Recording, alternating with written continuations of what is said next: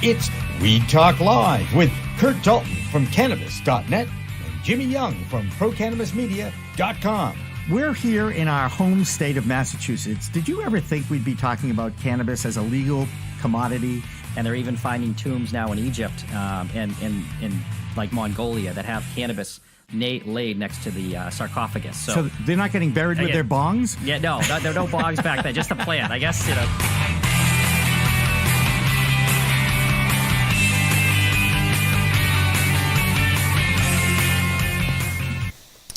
Hi, everyone. Welcome to We Talk Live. I'm Jimmy Young. And I'm Curt Dalton. And we have a great show planned tonight. We have some very special in-studio guests. We have some great guests on the phone. And there's never a dull moment in the cannabis industry. Lots of news going on. Of course, everybody's concerned about the big vaping crisis that the CDC has recognized.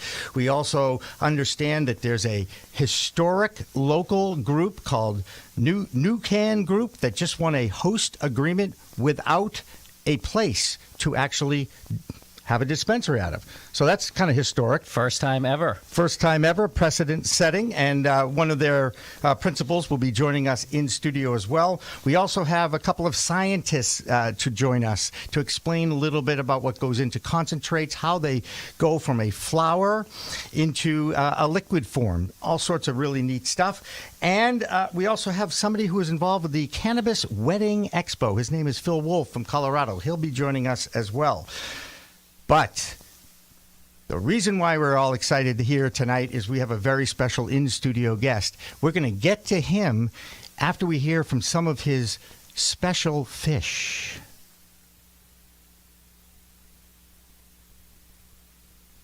He said.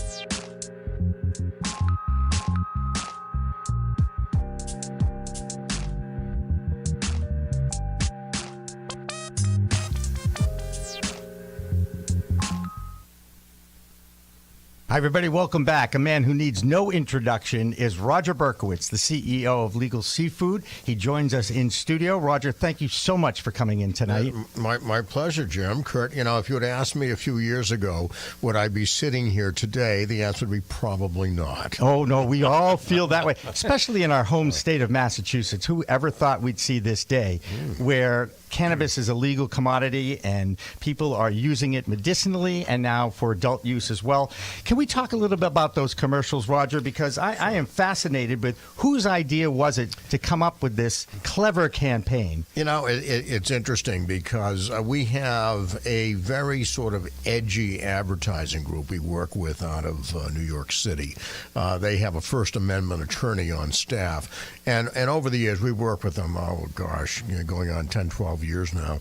And, you know, we don't shy away from things that might be considered a little provocative.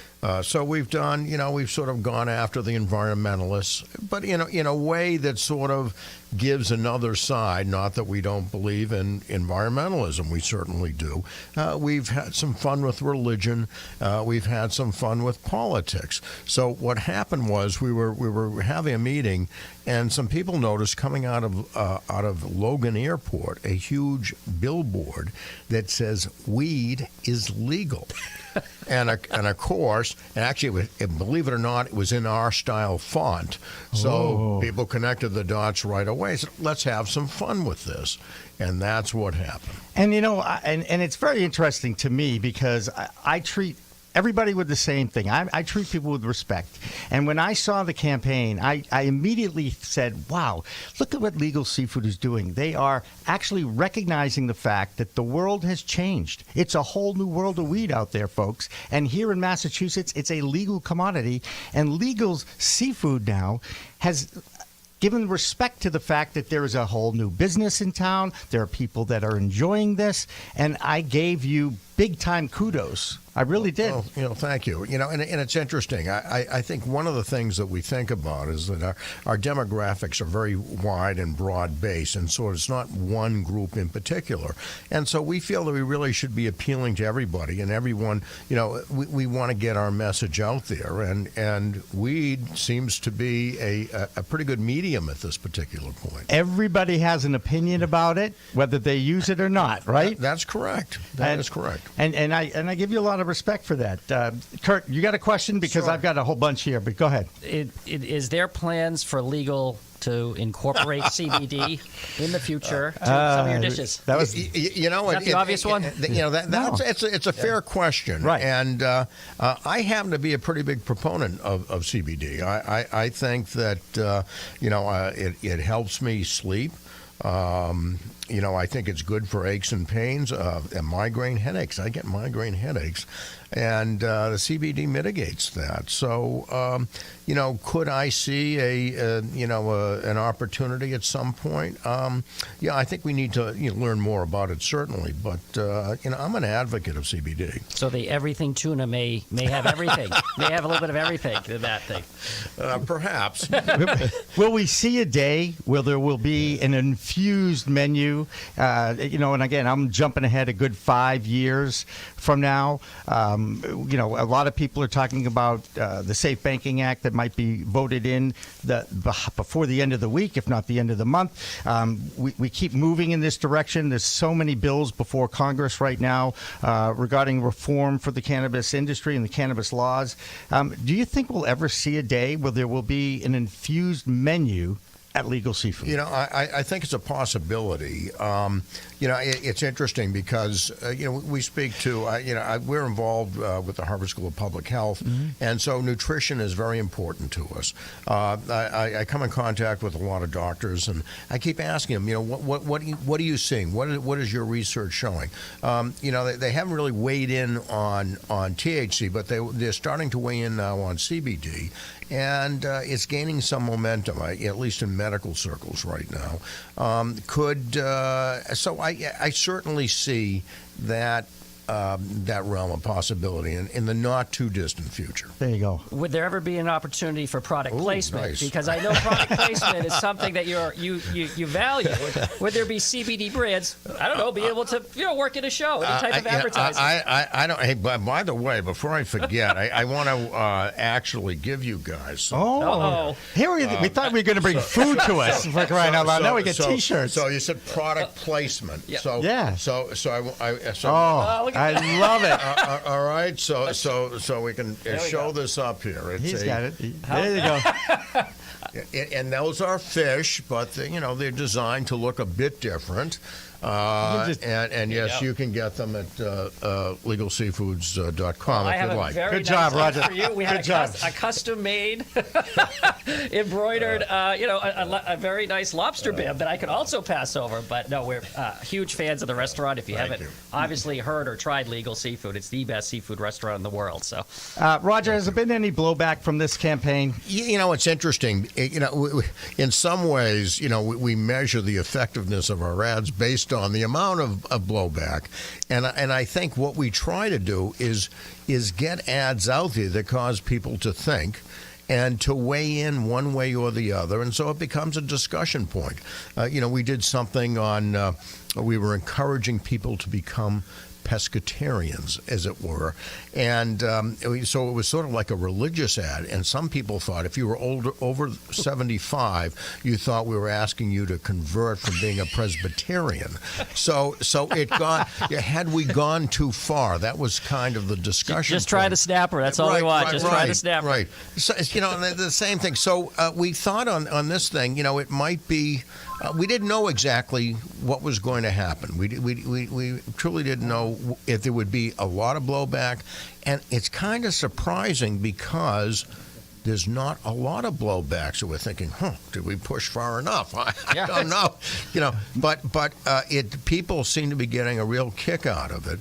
And the amount of negative is minuscule from what we initially anticipated. Yeah, there was one negative, and it really pissed me off, and it came from Dan Adams of the Boston Globe. I'm going to be the one who mentions that because, to be honest with you, I have a lot of respect for Dan Adams. I have a lot of respect for the Boston Globe. But what he did in his weekly This Week in Weed column and how he embellished this whole campaign and completely missed the boat when it came, to me, it was a big deal because you gave respect to a new community of people you could market to, as opposed to what he said in not so delicate terms, their campaign is saying get wasted on drugs. No, it didn't. Okay? You missed the boat, Dan. Okay? Yeah. When I read that, I said, this guy's head's in the weeds.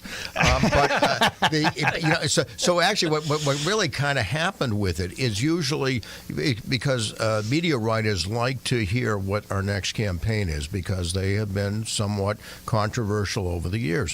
So the Globe didn't have any media writers at this particular juncture. So the closest thing was Dan, who writes about the cannabis industry, and marketing and whatever is beyond what he thinks about. So right. It was probably right church, wrong pew.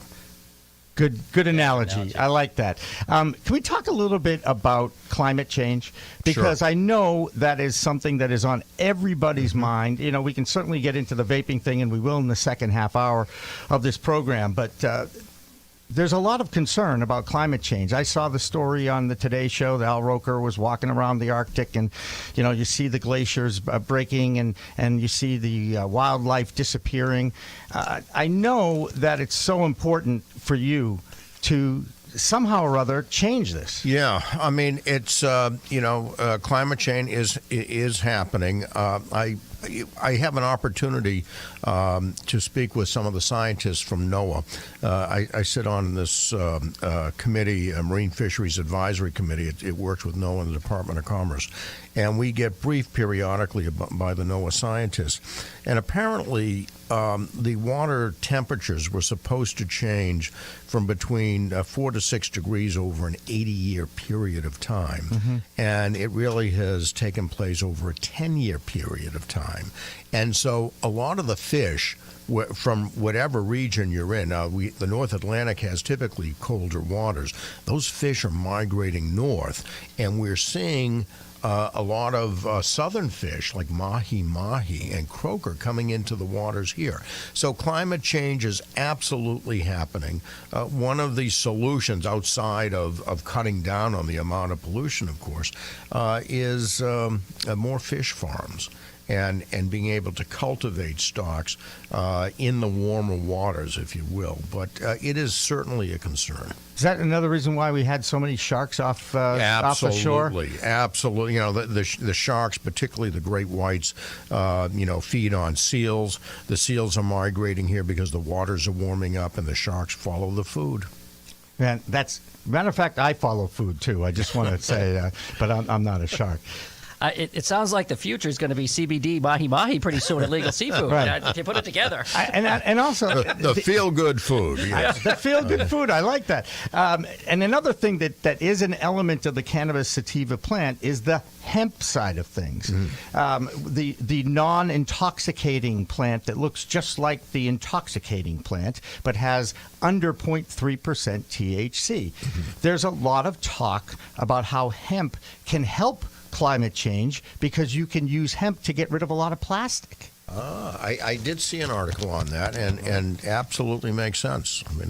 Right. And as look, the reality is, as those products became available, we'd jump right on that. Absolutely. Hey, I think we have a couple more of the commercials. Can we, Mike?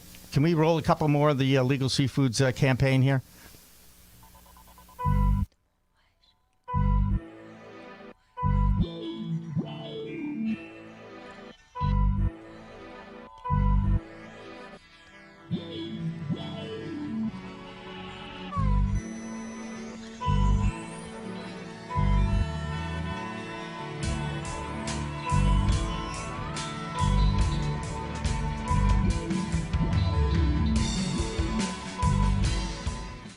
Group and ProCannabisMedia.com. From New Orleans, Liz Dameron, Pro Cannabis Media Network. We are.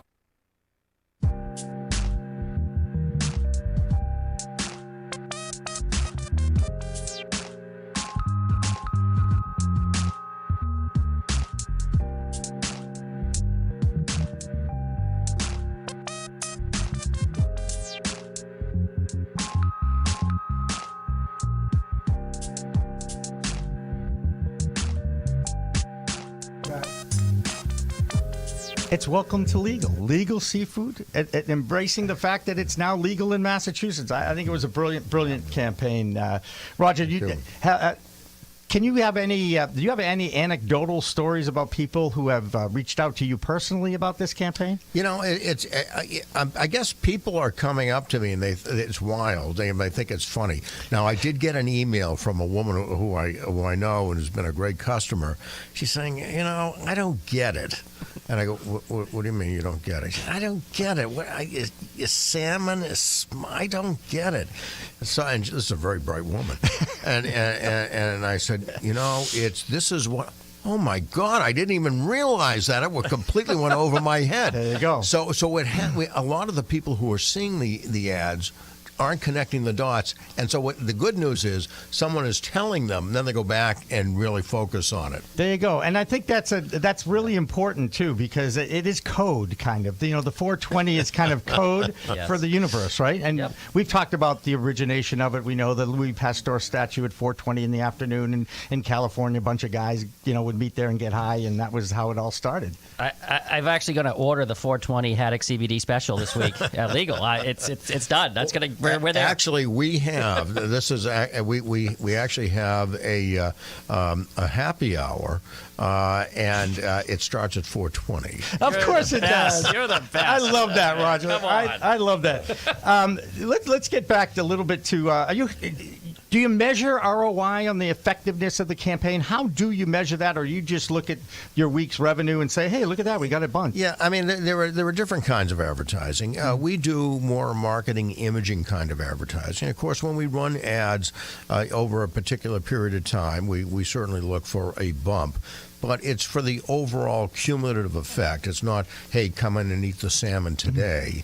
It's more of an imaging kind of scenario. I know you have restaurants outside of Massachusetts. Are these campaigns running outside of Massachusetts or not? Right now, not. Okay. Right now, not. I think we will start to run them in D.C. coming up, though. There you go. So the Alabama and the Mississippi legal, no go? No go on that one yet? I don't think they're ready for that just yet. Tuscaloosa legal, sorry. No 420 special. Hey, one thing that the three of us actually have in common is a affinity for the Boston Celtics. And I know I was doing some research on you, Roger, and I listened or watched or I read another interview, and you have a great story about Red Auerbach that I want you to reach back and talk a little bit about it, because I got to tell you, as a sports guy, meeting Red Auerbach once in my life was still one of the greatest thrills of my life. Red Auerbach was one of a kind. Oh, yeah. And I think I had the privilege of knowing him, oh gosh, maybe about 25, 30 years ago when I first met him. And what I love about Red is that he said what was on his mind regardless, and you had to pay attention and take note. He goes, you may think this is a little thing, but to me it's a big deal, and it usually was a big deal.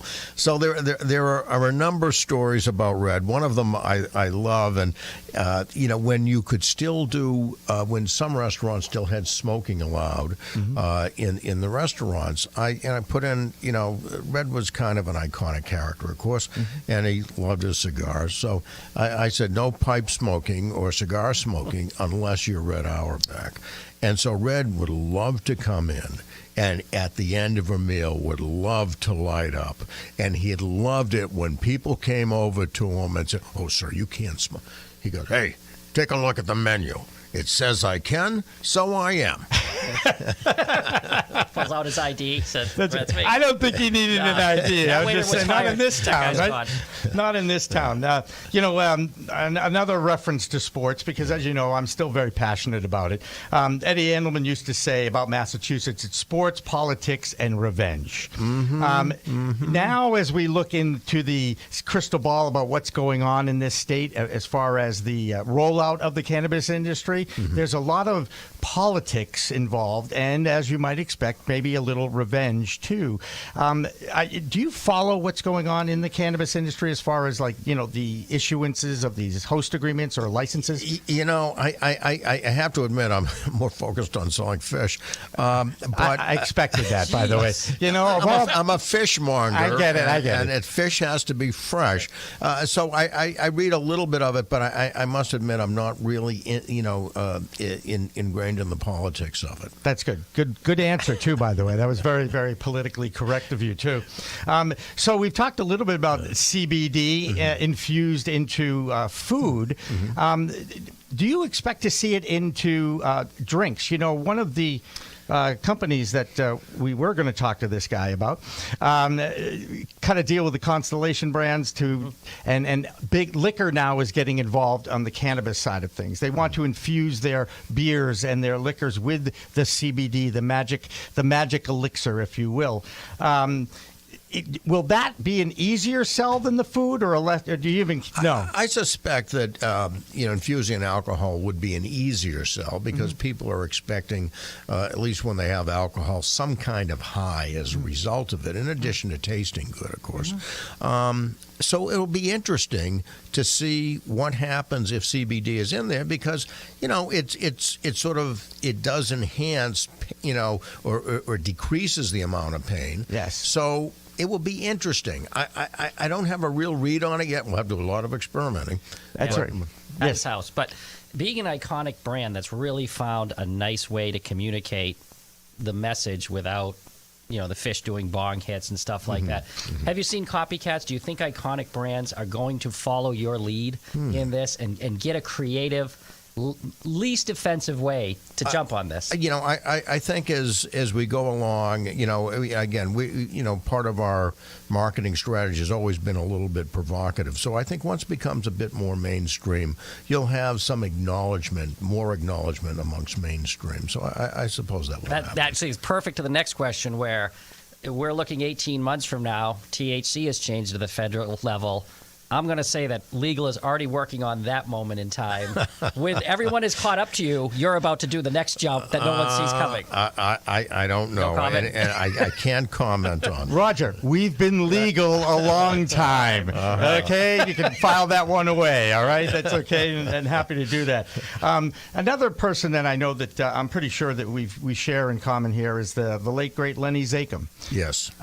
Who was the Northeast director of the ADL for many, many years. And I got to work with him after I left full-time sportscasting work for a period of time. And his brother, Stuart, is a pro-cannabis consultant in New York City. And a year and a half ago, when I started my podcast, one of the people I ran into was Stuart Zakem. And I remember walking up to him and introducing myself, and he said, "Yeah, I'm Stuart Zakem." And I said, "Are you any relation to Lenny?" And he goes, "Well, he was my older brother." And I went, "Whoa!" I'm like, he put us together for a reason. And, he's a PR guy and works with the Marijuana Business Association out of Manhattan. Oh, interesting. Now. But if Lenny was around now, with all the division in our world, we need people like him now more than ever before. So let me tell you a story about Lenny. And Lenny, as we all know from this region and beyond, is a unique individual. And he did bring people together. And they named our most iconic bridge, the Zakem Bridge, after Lenny, that spanned bridge. So when Lenny was sick, Lenny was a great customer. When Lenny was sick, a number of us, got assignments. And one of the assignments Lenny gave me, He said, when we're going through chemo, we really lose our appetite, but we really need something for our immune system. We need nutrition. Can you be working on something that enhances our appetite and gets us nutrition? And so, I got this assignment, and I started doing it through food. One of the things that we did right after that, and unfortunately he passed and never really got an opportunity to see some of the results of it, is I started working with Ayurvedic doctors out of India. And we started, we created something, it's been out there called rasam soup, and it's made with crushed lentils and different Indian herbs and spices. But and we started to actually bring it to folks at the Dana-Farber Institute, and doctors and patients started to say, hey, you know what, we can eat this, and this tastes good, and we know it's good for us. So he was already on that track early on. Yes, he was. And I know that he was someone who used it during his chemotherapy. It helped him through that. And Lord knows we all have stories about people who know that cannabis has changed their lives. It made it easier to get through these horrible radiation treatments and chemotherapy that's out there. And I don't think anybody wants to deny a cancer patient with anything that will help them get through that time. And, we all know that the science and research now is building up. It's why Washington, D.C. is looking at this and trying to reform the cannabis laws in the United States. And it's just amazing that Massachusetts is leading the way in a lot of this efforts, and a lot of these efforts, Roger, I so appreciate you coming in here tonight in so many ways. And it was great to see you. And again, keep up the good work. I told you this out in the lobby. I said it is the most consistent food and restaurant experience I ever have at any restaurant. It's always good, and it's always legal. Jimmy, thank you very much. What a great voiceover. And I will also chime in and say, Christmas, I get asked, where do you want gift? I get 5 legal gift certificates because I will eat there every day the rest of my life if I could. So and you'll try it. You'll have a long life if you do that too. I know because I heard they were high on omega-3s. That's true. Yes, true. And we know the CBD mahi's on its way, so I can't wait. Thank you, Curt. So again, Roger Berkowitz from Legal Seafood. Thank you again for coming in tonight, and we will continue with a second half hour of our program in just a moment. So don't go away because we are going to be talking about the vaping crisis that has hit the United States. Excellent job, sir. Okay, Not your first rodeo. Thank you. You've done this before. That's a great shirt. Thank you. I was trying to surprise.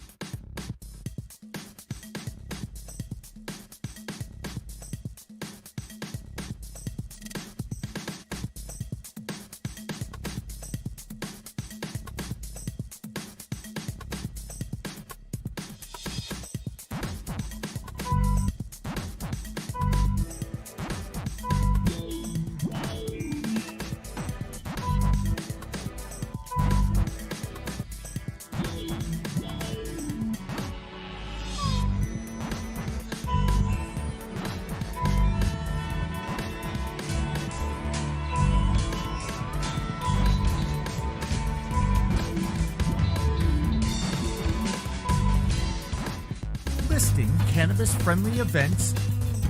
We are interviewing cannabis experts on the podcast In the Weeds with Jimmy Young. You were one of the co-authors of Question 4, which paved the way. First of all, how did you get picked for that honor? We write laws, regulations, we advocate for them, and then we get licenses and we keep them compliant. We are the Cannamom Show with Joyce Gerber. A different way of understanding how cannabis impacts your body, which is very different from alcohol, which I think that's the big message that has to get out. And also much less harmful. And much less harmful. We are a digital media company for the cannabis industry, telling their stories in their words. There's nothing like having patients come back and say, I feel better. I am confident that Congress is, at the very least in this current Congress, by next year, going to make it legal make it clearly legal for banks to take marijuana accounts, which is a big step forward. I also teach cannabis law at my alma mater, Suffolk Law.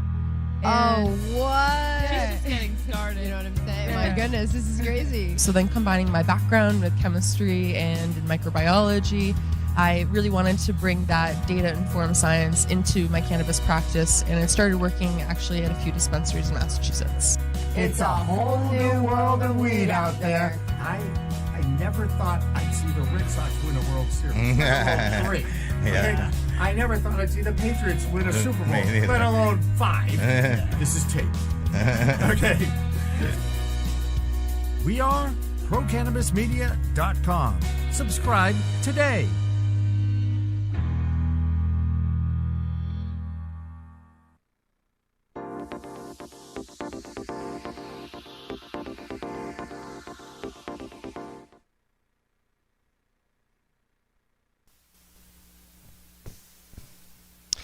All right, well, now I can talk. We're back. We're back. Welcome back to Weed Talk Live. I'm Jimmy Young. And I'm Curt Dalton. And we welcome in Chris Liska, who is the Chief Science Officer at Alternative Compassion Services, one of the better dispensaries in the Massachusetts area, down in Bridgewater, Massachusetts. And Chris, thank you so much for coming in tonight. Thanks for having me. And tell us a little bit about what you do as a chief science officer at a medical dispensary. And get a little bit closer to that microphone so that we can all hear you, too. There you go. Good job, Curt. You get an assist on that. Woo. Basically, oversee the extraction of cannabis products that are made into concentrates for various products. From distillation, where we create a distillate that's used for topicals and edibles. We also have vape products that are extracted, and we have several different types of extraction that we use depending on what we're making.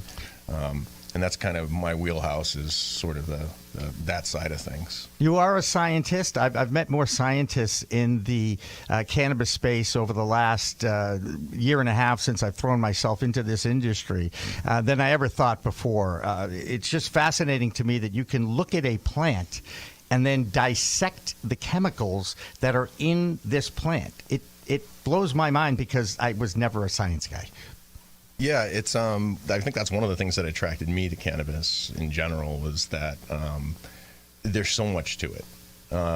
It's not a single compound. It's many compounds, and I think that's one thing that, particularly for me, is that when talking to people like my dad, and now he has a better understanding of it, but people of his generation sometimes think all cannabis is the same, and it's really not. Because you have different terpenes, you have different cannabinoids, and there's so many different compounds that you can create so many different combinations of plants. Absolutely. Curt. I want to, just a sentence you said right there. I want to say a sentence and you comment on it. Today's cannabis is 10 times stronger than what we had in the 70s or 80s. I wouldn't say that that's accurate. I'd say that there's a lot of things contributing to that statement. One is storage techniques.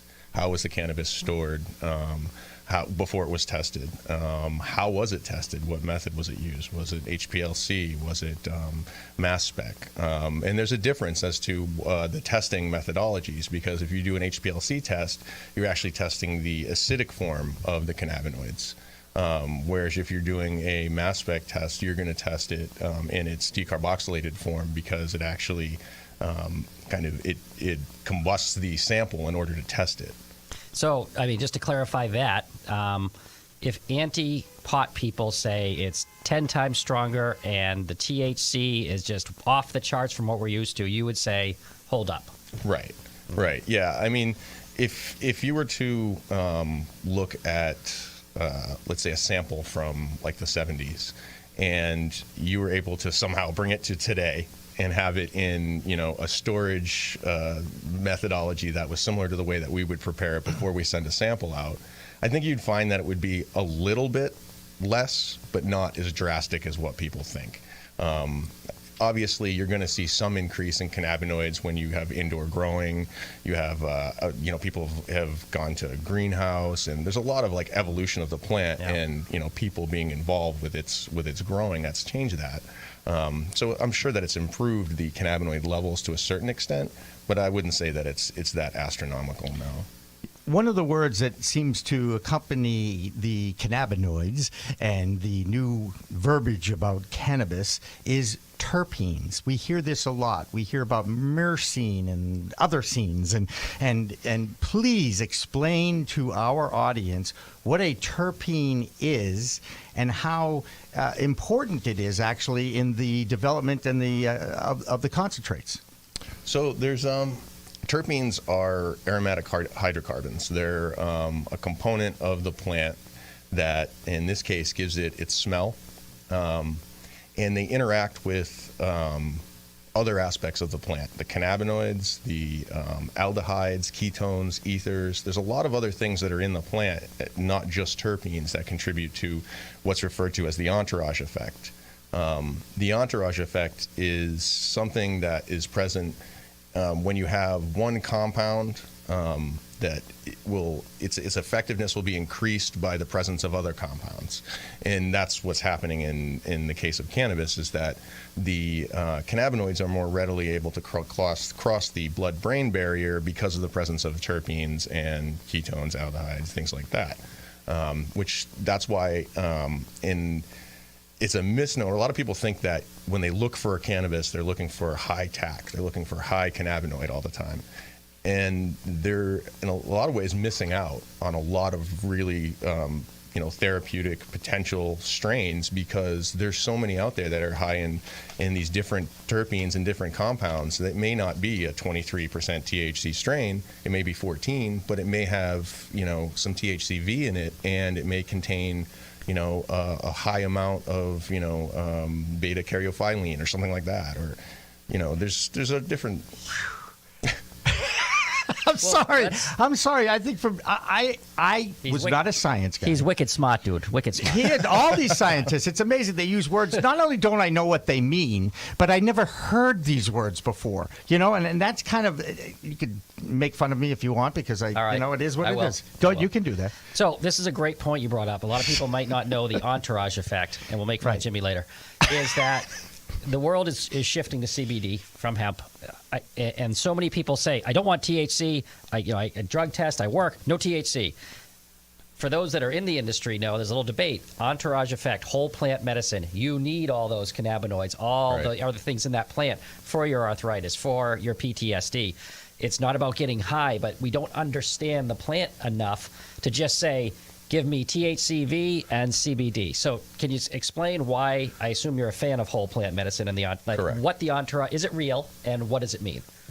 Yeah, there's the whole plant encompasses so much more in the activity of what the plant can do. If you have let's say you have a really uncommon cannabinoid for some reason present, like THCV in a high amount. That by itself is not really going to be, it may have some appetite suppressing qualities to it, but it's going to be much more effective when it's in combination with other cannabinoids like THC. The same thing's found to be true with CBD, is that CBD in a lot of recent experiments and studies has shown to be more effective when it's with some THC, a very small amount. So, and then the addition of terpenes obviously makes a big difference there as well. The big thing I think with a lot of the CBD products that we're seeing is that they're isolates. Because when they do a hemp extraction for CBD, and they're going to export it from a state to state, they can't have any THC in it. Right. So it has to be remediated, and all of the THC has to be removed. So then you get to the point where you only have 99.99% CBD. You've removed all that stuff. There's no terpenes left. There's nothing else at that point. So I'm sure it has some therapeutic value, but not as much as it did when it contained those terpenes, which is why when we do a CBD preparation, I prefer to use we decarboxylate the plant material, and then we do an extraction where we leave the terpenes in, which is unusual because usually you destroy the terpenes, but we're able to separate them in the process we do and then put them back in. So it has a more pronounced effect. And in just a few minutes, we're going to bring in Dr. Jordan Tishler of Inhale MD, and I'll tell you a little anecdotal story about Jordan at that time. But he is one who has warned anybody who would listen, and he has spoken at many conventions about the dangers of vaping. There's been a lot of concern about what goes in this particular concentrate. Again, it really shows why regulation is going to be so important, because most of the medical dispensaries, in fact, I will say all of the medical dispensaries in Massachusetts, have everything that goes out to the public is tested by CDX labs, MCR labs, take your pick of the lab, that's safe. I just want to make sure that people understand that if you are using a concentrate from a medicinal dispensary in Massachusetts, those concentrates are still safe. Now, the question is, what happens when it gets vaped? Now, can you take me through that a little bit? Yeah, so there's a couple things about vapes. One thing that's critical when you vaporize something is that it doesn't contain lipids and wax. So one of the things that we do with products that are going to be vaporized is it goes through a dewaxing or winterization process where we're able to remove those lipids in that wax, and then it gives it a much cleaner vaporization. You don't have any of the degradation products that are created, and it avoids things like lipoid pneumonia. That's one of the issues that you see with a lot of unregulated carts, street carts, things like that. They're not required to meet any kind of standards, so they're cut with all kinds of different things to change the viscosity of the oil in order to use cheaper carts, in order to get more carts. And a lot of the things that people are using are not really meant to have ever been vaporized, like vitamin E acetate. Yeah. I mean, that, for instance, is obviously something that is problematic. Yeah, and we've seen now 7 dead, 530 lung diseases reported by the various states to the CDC, and it is a concern. And we are going to talk more about that with the doctor once we get him on the phone. We have him on the phone. We do, so we can actually bring him in right now. The good doctor, Dr. Jordan Tishler, joins us. Hello, Jordan. How are you? I am well. Thank you for having me on. Well, this is, when it comes to this kind of thing, I go back to when you and I first met in March of 2018, and I sat in one of your breakout sessions at the New England Cannabis Convention, and you warned at that time about vaping. And here we are, where you get to say, I told you so. Right, Jordan? Come on. I guess I do. I get to say I told you so. It doesn't make me feel very happy about it, but here we are. Tell us about where are we right now as we look at the vaping, I'll call it a crisis, and what is your concern as a cannabis expert who has his patients, obviously. This is your most important thing, is your relationship with your patients and what you tell them.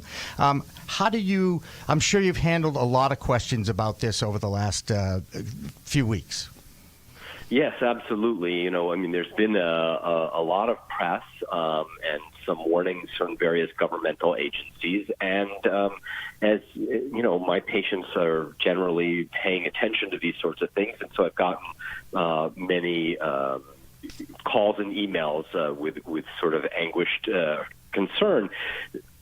Most of my patients, when we're talking about using this stuff by inhalation, my recommendation has always been to vaporize flower with a quality vaporizer, and so most of my patients are doing that, and therefore they really don't have any exposure to these cartridges.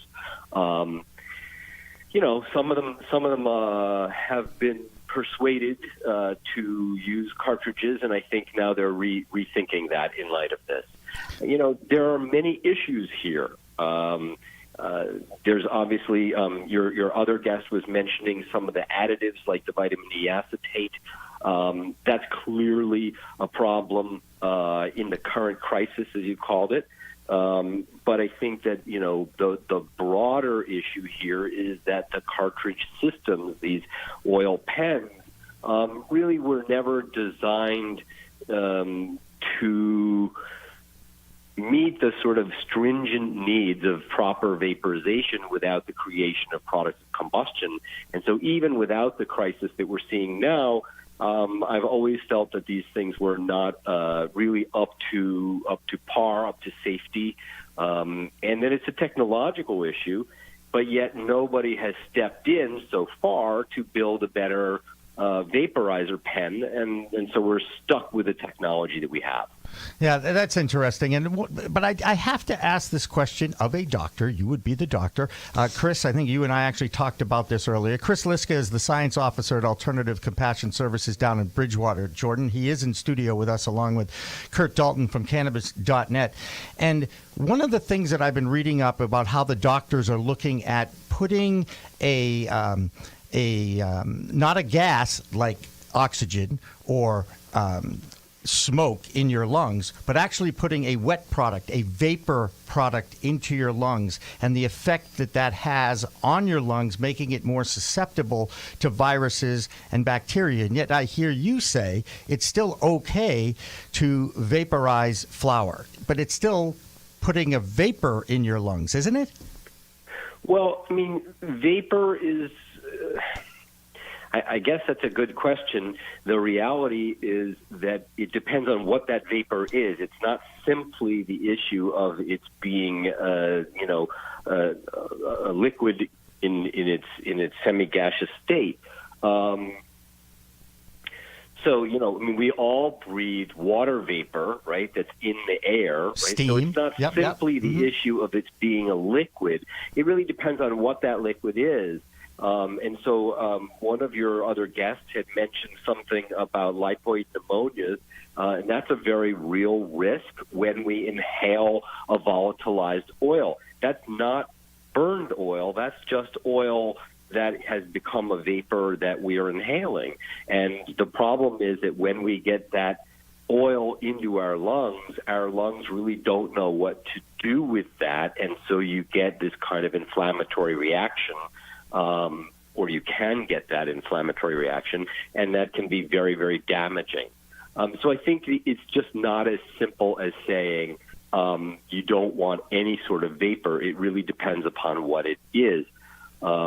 When we look at the studies that look at people who've smoked cannabis for years, decades really, what we've seen is that they don't seem to develop the kinds of problems that we would expect based on tobacco smoking. And I think that those of us who've been watching this don't understand why that's the case, and that makes us very wary.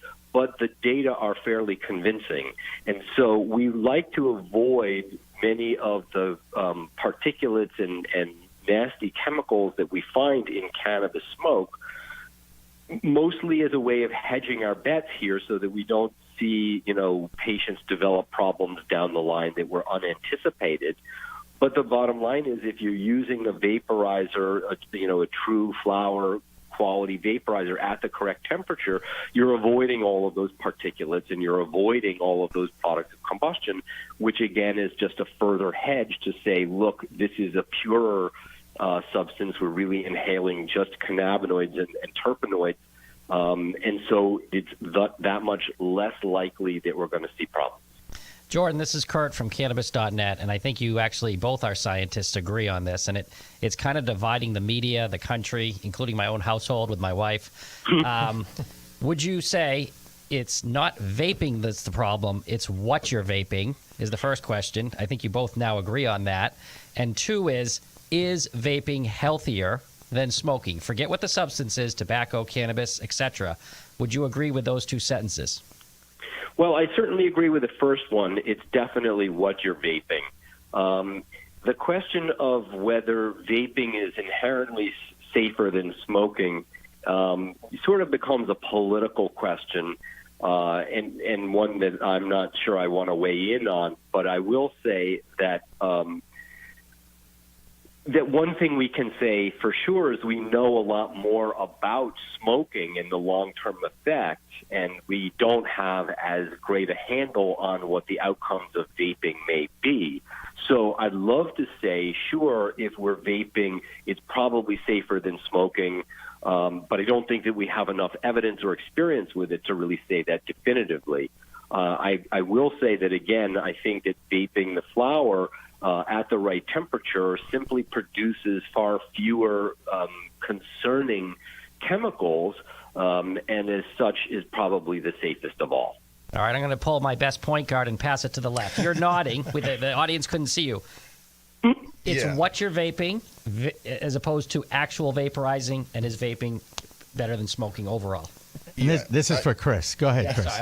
I would definitely agree with the first one, and I would also agree with Dr. Tishler on the second, in that there just isn't enough data on vaping to be able to make a determination to conclusively say that. I would agree that vaporizing flower is probably more. It's probably healthier than smoking, but you can't really definitively say that without having the data to back up over the time. Right. Now here's some data. Cartridges sales and concentrate sales in Massachusetts have gone down 25% since mid-August. So obviously people are saying, I'm not going to do this, but I keep saying that at all medical dispensaries, okay, you've got to have confidence in the extraction process, that the people who are handling the flower know what they're doing. All the people that I know that handle the flower know what they're doing. Here's a little curve for everybody, since I have a medical card and I do inhale my cannabis, and I have used vapes. And I'll tell you this, because of the convenience of the pen or the C-cell cartridges, you do tend to do more of it, and as opposed to going through the whole thing about smoking it, because if you're going to smoke, you're probably going to be going outside type of thing. So that's something that I have noticed immediately as soon as I've gotten rid of my vapes, that I'm not doing it as much. And I think it's got to be a good thing, as long as you can still get access to your medicine. Dr. Tishler? You hit a great point, Jimmy. Dr. Tishler, what could you tell the public when they're saying, how do I know my vape is safe? Yeah, well, I think that's, again, I think that there are two issues here. One is, in this current crisis, how do we know what additives have been put into the cartridge? And frankly, I think the answer to that is it's pretty hard to know. In Massachusetts, where these things tend to be pretty tightly regulated, I think that we have a greater confidence that nothing too terrible has been put in there. I mean, one of the things that I think is kind of a bit of a head scratcher to me is that now that we're finding out that this vitamin E is at least a potential culprit, I have to ask, who thought that this was a good idea? Right? Someone who smoked too much weed, actually, I think, Jordan, and was trying to make a quick buck. And it's mostly in the illegal market. Right, exactly. But the thing is that what I'm really getting at is that people who know the science and know medicine know that vitamin E in particular is a very allergenic substance. Exactly. So if you get a vitamin E moisturizer and you rub it on your skin, there's a fairly significant risk of developing a rash. On the other hand, a rash on your skin is a bummer, but it's not the end of the world. A rash in your lungs, which is essentially what these people are getting, is, potentially fatal. And so I think that, part of the problem here is that you need to get your material, your vape, from a group of people that you have reason to have confidence that they have some idea what they're doing, and that's where regulation through the Cannabis Control Commission comes in. So I think that that's a good step. I would then go further and say even the cartridges that are manufactured in an appropriate way still have the problem of being of overheating and combusting the material, and that is sort of the longer-term risk that I advise patients to avoid. Yeah, I would agree that they're not. It's not a sophisticated device. Right. Yeah, they're very inexpensive. One of the other problems I see with cartridges is that a lot of them, they don't have to meet a standard of any kind. So the manufacturing standards can be really low. And then you run the risk of contamination by heavy metals. Right. so I mean, there's another reason to really make sure that, wherever they're coming from, the source, and that they're, using the best product they can. And like I know that all dispensaries are required to do heavy metal testing, but you want to make sure the carts they're using are good carts too. Good point. Right. Good point. The oil may have no heavy metals in it to start with, but by the time it's been vaporized through a device that is emitting the heavy metals itself, then your exposure is still there. And the flip side of that is, just how much responsibility do we think can reasonably be left on the shoulders of a patient to know all of these things about what's in the cartridge and whether the device is well made and that sort of thing. And I think the answer, when I think about my 60, 80, 90-year-old patients, I think that that's asking an unreasonable amount of savviness on their part, and that the fundamental essence of a patient is that they're only really looking to feel better. And it's not like they want to take this on as a hobby. There are certainly lots of stoners out there that want to get into the details because it's interesting to them, and that's fine. But really, when we think about patients, they simply want to take the medicine, feel better, and go on with their lives. So, then it becomes really incumbent upon, well, frankly, the government is the regulating body here to make sure that they don't need to do all of that homework because, quite frankly, the product only gets to market when it is safe enough. It's pretty interesting because Forbes ran a piece, I think, this week claiming that this two reasons that you may see marijuana legalization sped up is this health scare, as well as the inability of police to distinguish between hemp and marijuana crossing the country. We covered it at cannabis.net and wrote an editorial or an opinion saying, this is really the U.S. federal government's fault. They saw legalization coming when California went with the Trump election. They didn't get ahead of it. They pointed fingers. Republicans didn't want to go there. Democrats tiptoed. And now we have this. We called it gas station CBD because we kind of tied it in with these hemp bombs you're finding at your gas stations. We have this health mess, which is killing people. How much is to blame is the U.S. federal government for not getting ahead of this and saying the arbitrage between the black market and the legal market is so great and the incentive is so great to drive a pound of weed from California to New York City or create a quick buck money grab by mixing things into your oils. How much blame should we put on the federal government for not stepping up? And will this cause the federal government to speed things up and say, whoa, we have to have testing, we have to have a specific way to protect people? Well, I think the federal government really needs to step up. There's no question about that. Do you know what they did today? By the way, I got to interrupt, Jordan. Do you know what they did today? They agreed to spend $3 million on research on whether CBD works for pain relief. Isn't that a little late to the game, considering the Farm Bill was passed in December? Maybe they should have done that before they made the Farm Bill. I'm just saying. Of course. Well, the problem here is there's science and there's money. And, earlier in the evening, I was hanging out with one of my friends who's a lawyer and a businessman. And, his point was that frankly, capitalism and healthcare are often very much at odds with each other. Yes, now we have CBD on every street corner that may be tainted with all manner of stuff, and people out there saying CBD is good for this, that, and the other thing, when in fact it's really never been proven to be good for much of anything other than, say, treating seizures in children with genetic seizure disorders.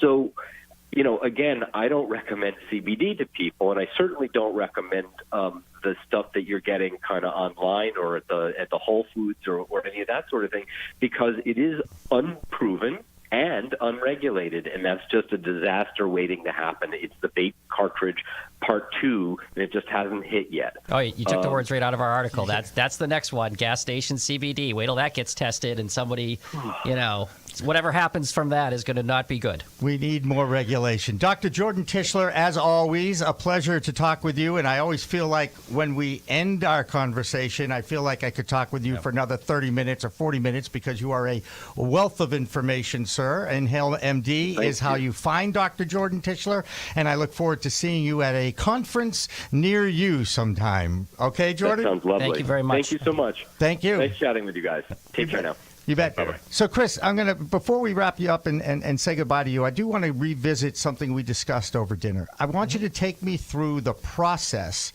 of what happens inside that cartridge. I was under the impression that it heated up and it combusted the oil, and that's what you were breathing in vapor. But you're telling me I'm wrong, of course. By design, it's not supposed to do that. But like Dr. Tishler was saying, that in a lot of cases, these cartridges are not a sophisticated piece of equipment and they overheat. And therein lies the issue with combustion. They're supposed to heat to before combustion just to vaporize whatever's in the cartridge, but that isn't always what happens. It has to be a higher quality cartridge. Yeah. We've been able to show a couple of videos of your lab that you built. Can we just run that? We're going to go overtime a little bit here. I'd like to run it again, Chris, and just walk us through it. I mean, I know I see a lot of beakers, and I see a lot of liquids, and I see some other stuff. Can you explain what's going on here? There are the cartridges being filled, right? Cartridges, yeah. Those are, they look like they're distillate cartridges. The Grateful Bread, we got by the some way. Chem Dog in there. That's right. Yeah. And what do we have here? We've extracted the stuff, and now it's goo. Well, so in some cases we do a CO2 You're extraction. a scientist, aren't you? And there's CO2 that's left in the oil when it comes out of the extractor. So we put it on a hot plate in order to get some of it to boil off. He's actually carbon scrubbing that right there to remove chlorophyll from it. Wow. That's a warm ethanol extraction that's going to be winterized. Actually, it has been winterized now. And patients can come into your Bridgewater dispensary and get your products that we're seeing here. Yes. Great. What's the address?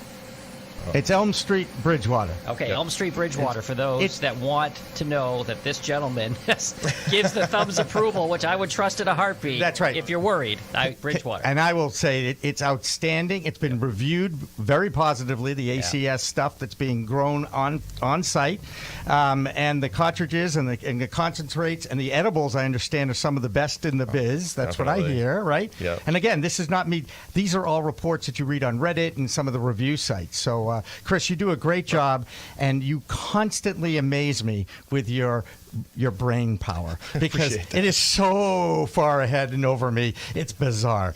So anyway, hey, do me a favor and wish Stephen Werther all the best. Oh, definitely. And an old childhood friend of mine is down there at ACS running things, and I appreciate you taking the time to join us. We're going to take a break, and then when we come back on the other side, we get into the old host agreement situation, and some history was made in Massachusetts a few nights ago, and our guest, David Rabinovitz, will tell us all about it after this.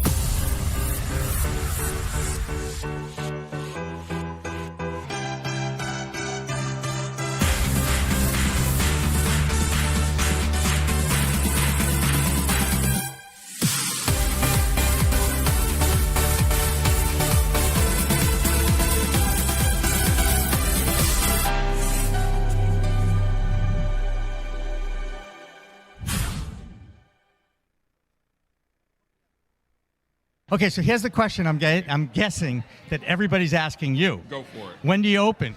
Well, we're looking at October, late October. We just got our building permit last week. We have the contractor on deck, and he should be starting, if not today, then tomorrow. We only are doing a soft renovation because the space is in such good shape, so that we don't expect that it's going to take more than 6 weeks. So, we're looking at somewhere in October. We have some good, solid leads on supply.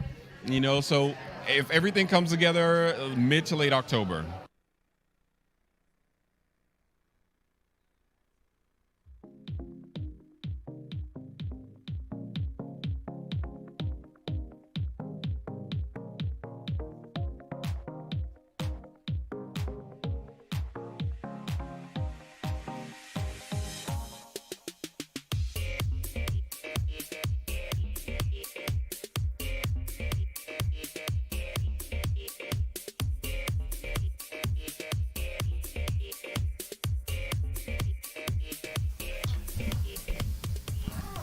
Welcome back to Weed Talk Live. I'm Jimmy Young.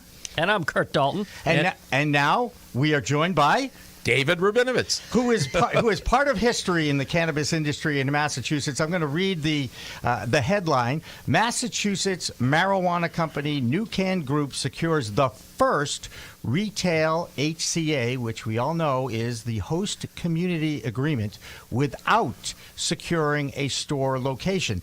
And it's interesting that we kind of showed a little clip from Kobe Evans from Boston, because I know for a fact that Kobe has had to pay rent on a facility for over a year and a half just to get to this point. You won't have to do that. David, first of all, congratulations. Great to see you again. And by the way, we're spending far too much time together.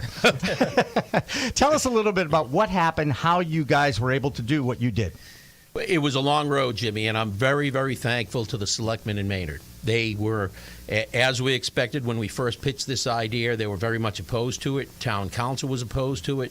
But much to their credit, they listened, they understood what the issue was, then they pondered it, debated it, and eventually got comfortable with it, and council began to understand the underlying issues and put together a contract that protected the town but still allowed us to uncouple location from the team. So we did an article about your piece on Cannabis.net called I saw that. The Thank Boston you. Strangler. And to refresh people's memory, what had happened was landlords had become a nodal position, meaning they had way too much power. You had to get a team together, as you had said before, and you had to have a lease or at least an agreement in place. So the landlord all of a sudden in these communities, host communities, could line up 10 people and say, who's got the most money? It's my spot. You've broken. Is this a trend for the future, or what are we going to see happen? We're really hoping it is a trend for the future, and we're hoping if it gets enough press and enough traction, a lot of the communities that still haven't handed out all their host community agreements will look at this and realize it really is a lot better for the community for a number of reasons. Just assume that you have 48 teams that are interested in two stores, right? And maybe there's 8, 10 possible locations. When 48 teams descend upon 8 landlords, it's just like you said, it becomes a bidding war. And we've seen it time after time. The rates go up, the landlords ask for a lot of non-refundable deposits, and the people who get to go before the town are the ones with the deep pockets that were able to get the letter out of the landlord. And the best team may be a team that the town never sees or the city never sees. This way, if we break the paradigm, which we have, now the community can look at the teams, pick the teams they want, and then send them out in the community. And what kind of shockwave has this sent through the SE and the EE applicants in Mass? Are they now rejuvenated that they have a chance? They're partying. I can tell you that right now. They're very happy. Yep. Well, you know, I don't know, but I'm going to find out on Saturday. The Boston Freedom Rally is this weekend. At 3 p.m., they have a session on the challenges facing small business in Massachusetts cannabis, and I'm going to hopefully participate in at least part of that. I'm dressed a little casually because I was helping the people from MassCan get set up, and I think there's going to be a lot of EE and SE applicants in that session. And something happened in Cambridge regarding social equity and the EE applicants. The Cambridge City Council has pretty much put a moratorium on the existing medical dispensaries for 2 years before they can move forward with their recreational program, in order to give time now to the social equity applicants to set up shop. Is it enough time, David, now or not? What do you think is happening in Cambridge? And I think there may even be a lawsuit.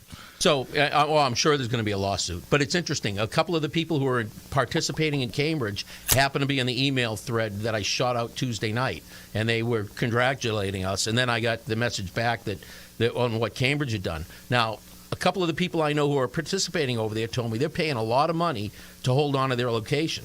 So they fall right in the category, Curt, that you were talking about. It's $6,000 a month going out the door just to hold space so they can get in front of the city council in Cambridge to hopefully get an approval. And if they don't get an approval, that's $6,000 a month, right?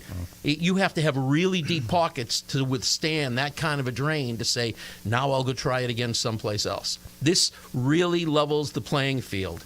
If, in fact, the municipalities start to evaluate the teams on their own and pick the best operators before they send them out to get real estate. Does the Cannabis Control Commission in Massachusetts or the state have the ability to executive order it that this is the way, or is it really like? Can they order this to be across the board starting today? No, they can't. Okay, but because they don't control the municipalities, right? Okay. The municipalities are independent, as they should be. But a lot of this is the municipalities don't realize that they can evaluate the team independent from the location. So they believe that you have to have a location when you come in. We were up against another team in Maynard who came in and said to the selectmen, we're doing it the right way. We found a location. And fortunately, by then, the selectmen had gotten themselves educated enough and pushed back and said, they're not doing anything wrong, they're just doing it differently. Excellent. And we're I can't tell you how grateful we are to the Maynard selectmen for taking the time to understand the issue. It took us 6 months. It was 5 trips back there. But by the time it was done, I think they understand it as well as anybody in the state could understand it. Well, we're very grateful to them. This is certainly something that needed to be changed, and I hope all the host communities, put their foot down and say this system was set up we didn't see it coming, but we can fix it. Right. And how's that mayor in Fall River doing? Sorry. There's some letters for sale. Yeah, letters. I understand that he actually is going to be on the ballot to get reelected. It's like Buddy Cianci all over again. Buddy Cianci. Come on, it's Massachusetts. It's like Michael Curley. I remember the stories that Michael Curley was selling desks out of City Hall to finance his campaign, right? But they were nice desks, too. I got one. Sure they were, right? Well, the best desks in town back then were, M. Brown office furniture. I just want to say the old family business had to give it a plug there. So what's your next month, 6 months, and 12 months look like for your project? So for our project, one of our side projects, as you know, is we're trying to start a cannabis incubator. And Maynard has been a very good town to work with, so we're going to see if we can find space for that. I continue to work with casually with a number of economic empowerment applicants, and I'm hoping that this helps ramp that up, that we can help people get into the game before it's too late, right? There's 218 applications in for retail stores. Wow. I don't think there's going to be more than 350 stores, right? Springfield just announced they handed out another 4 host community agreements. When you think about all the host community agreements that have been handed out that they haven't gotten their application in, there's not a lot of chairs left in this game. And if something doesn't change soon, those folks aren't going to get an opportunity. So I'm hoping to help out a number of them. If other communities don't change, and let's say we hit your number of 350, how many of those will be SC and EE applicant dispensary owned or operated? I don't think a lot. And I do know Less this. 10%? When you look at the numbers of EE applicants as to what they're interested in, between retail and multiple license classes where retail is part of that, retail is the number one level of interest. So you got 120-something folks, let's say 110, because I think there may be a number of other applications in. But let's say there's at least 110 economic empowerment applicants who have not applied to the Cannabis Control Commission. If half of them want retail licenses, there won't be enough to go around.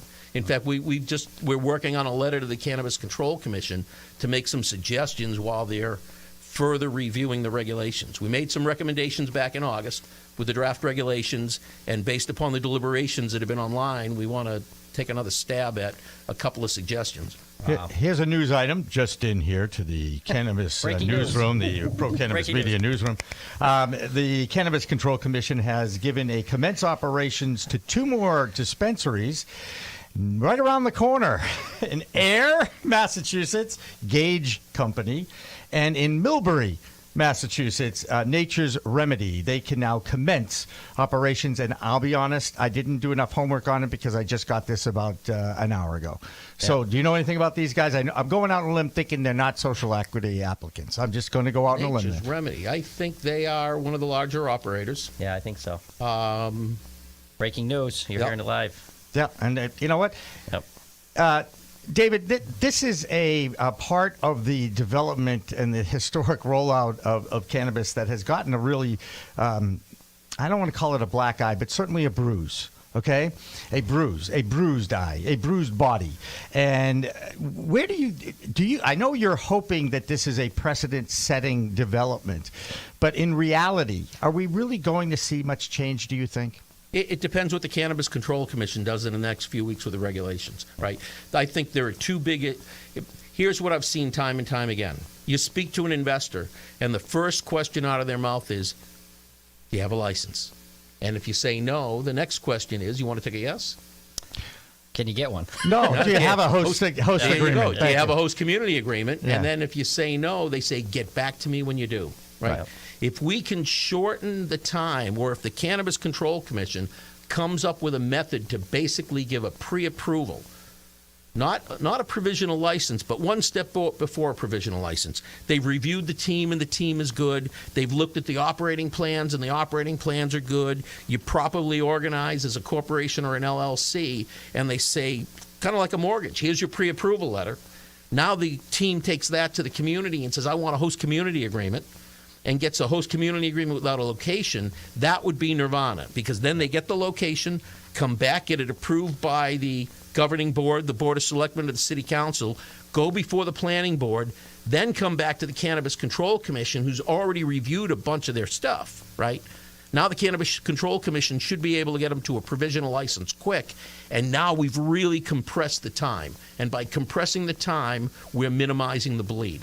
There you go. It's funny you brought up time, because in our article we said 120 days. What is your time element that you were given from Maynard to come back? So you have this approval, but how long do you have to say what's your location? So we have 6 months, right? And we agreed to that really quickly, because originally at the meeting before, so a week ago, at that meeting, they expressed a concern about realizing, well, this could be open-ended. Now, their other agreements didn't have a time limit in it, but those folks had come in with the location, so the town assumed that they would apply quickly. And they were originally focused on, we're going to give you a time limit to get your license. And again, they are great people to work with. I pointed out to them, what you're doing is good on the time caller, but we can't control when we're going to get the license. What we can control is when we get on file. Right.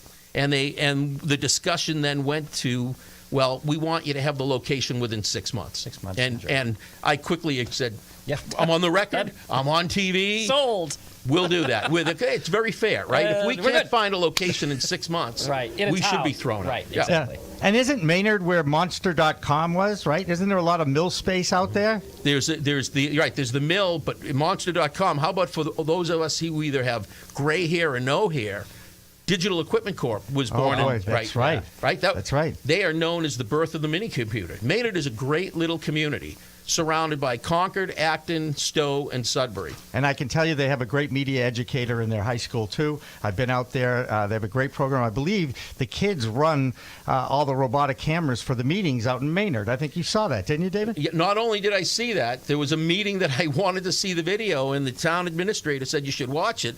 And I was lamenting, saying, I've been looking online as to where it's going to be there. And he said, don't worry. He said, the kids are back in school. It'll be up in no time. And they do great work. They do a wonderful job. Speaking of which, I want to talk a little bit about Kobe Evans, a gentleman that I met for the first time on Monday night. The Boston Cannabis Week put together some great panels at District Hall in the Seaport area, and it was about 4 hours of discussions of some of the all the different people from the different parts of the cannabis space. Shalene Title was there. One of the commissioners was there. They had a science panel that was chaired or moderated by Dr. Marion McNabb, and Kobe Evans was on one of these. And let me tell you a little bit about Kobe Evans, because we are talking about host agreements. We are talking about social equity and economic empowerment. Kobe Evans was able to secure that was weird. Okay. Anyway, it's all good. Kobe Evans was able to secure the city of Boston's first, and there are singing Texas lawyers. That's not Kobe Evans. We're looking for. We'll get him. Anyway, the point being is, I got a great interview with Kobe. I want you to listen to a clip. I just hope we have that same effect in Washington, D.C. There seems to be some movement down there, but as you know, you're only dealing with the city, and they've got the whole country of politicians to get through. You encouraged about what you do here about perhaps a vote for the Safe Banking Act? I am, and I think that when you see people like John Boehner and you see Mitch McConnell, who supports the hemp bill and the farming bill, and you see that this is an industry that spans across the country, and people, no matter what side of the political party they exist, they need banking options. So I think it's a no-brainer that the fix is just about regulations. The law is just correct the penalties and fix the regulations. So this is a basketball term, we call it a layup. So, and now you can see the finish line, I'm guessing, so you're getting even more excited about that. Yeah, again, you're at the finish line. And now, just beginning. And now you have all this work to do. I'm still trying to figure out when you celebrate, because every milestone just creates this new level of work that you have to take care of. And it's like, I don't want to say it's overwhelming, but I am waking up at probably 4:30, 5 o'clock in the morning trying to solve problems. There you go. And you're from Boston. I am. So this is, again, you got to take a lot of pride in the fact that your hard work, you persevered, and you became the first. Yeah. I enjoy that fact, but at the same token, based on just being a voter, I voted for there to be more people like me, and when that's not happening, I feel somewhat slighted as a voter, because I voted for equity and I don't see it happening as quickly, So yes, I do celebrate the fact that of our success, but as a constituent, as a citizen, as a perfect person who's civically engaged, I want to see more results, So again, it's this, it's bittersweet, but I do enjoy it. So that was Kobe Evans, and his point about the vote. In 2016, the Commonwealth of Massachusetts passed Question 4, legalizing adult use of cannabis.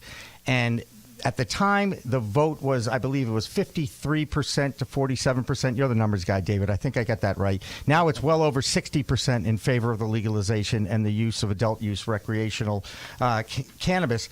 But it was frustrating for Kobe. He's like, look, a vote used to mean something. People have died for the right of voting, and now we just don't seem to be getting the same result. And he's a little frustrated, as am I, might add.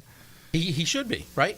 The city of Boston should be leading the charge, because it all started here back in the 1700s. I just want to say 17. Yeah, but look at the demographics, right? When you look at the demographics of the people who have been harmed on the war on drugs, and you look at the different communities that the Cannabis Control Commission identified, the city of Boston is one of those major communities, and yet they're dragging their feet.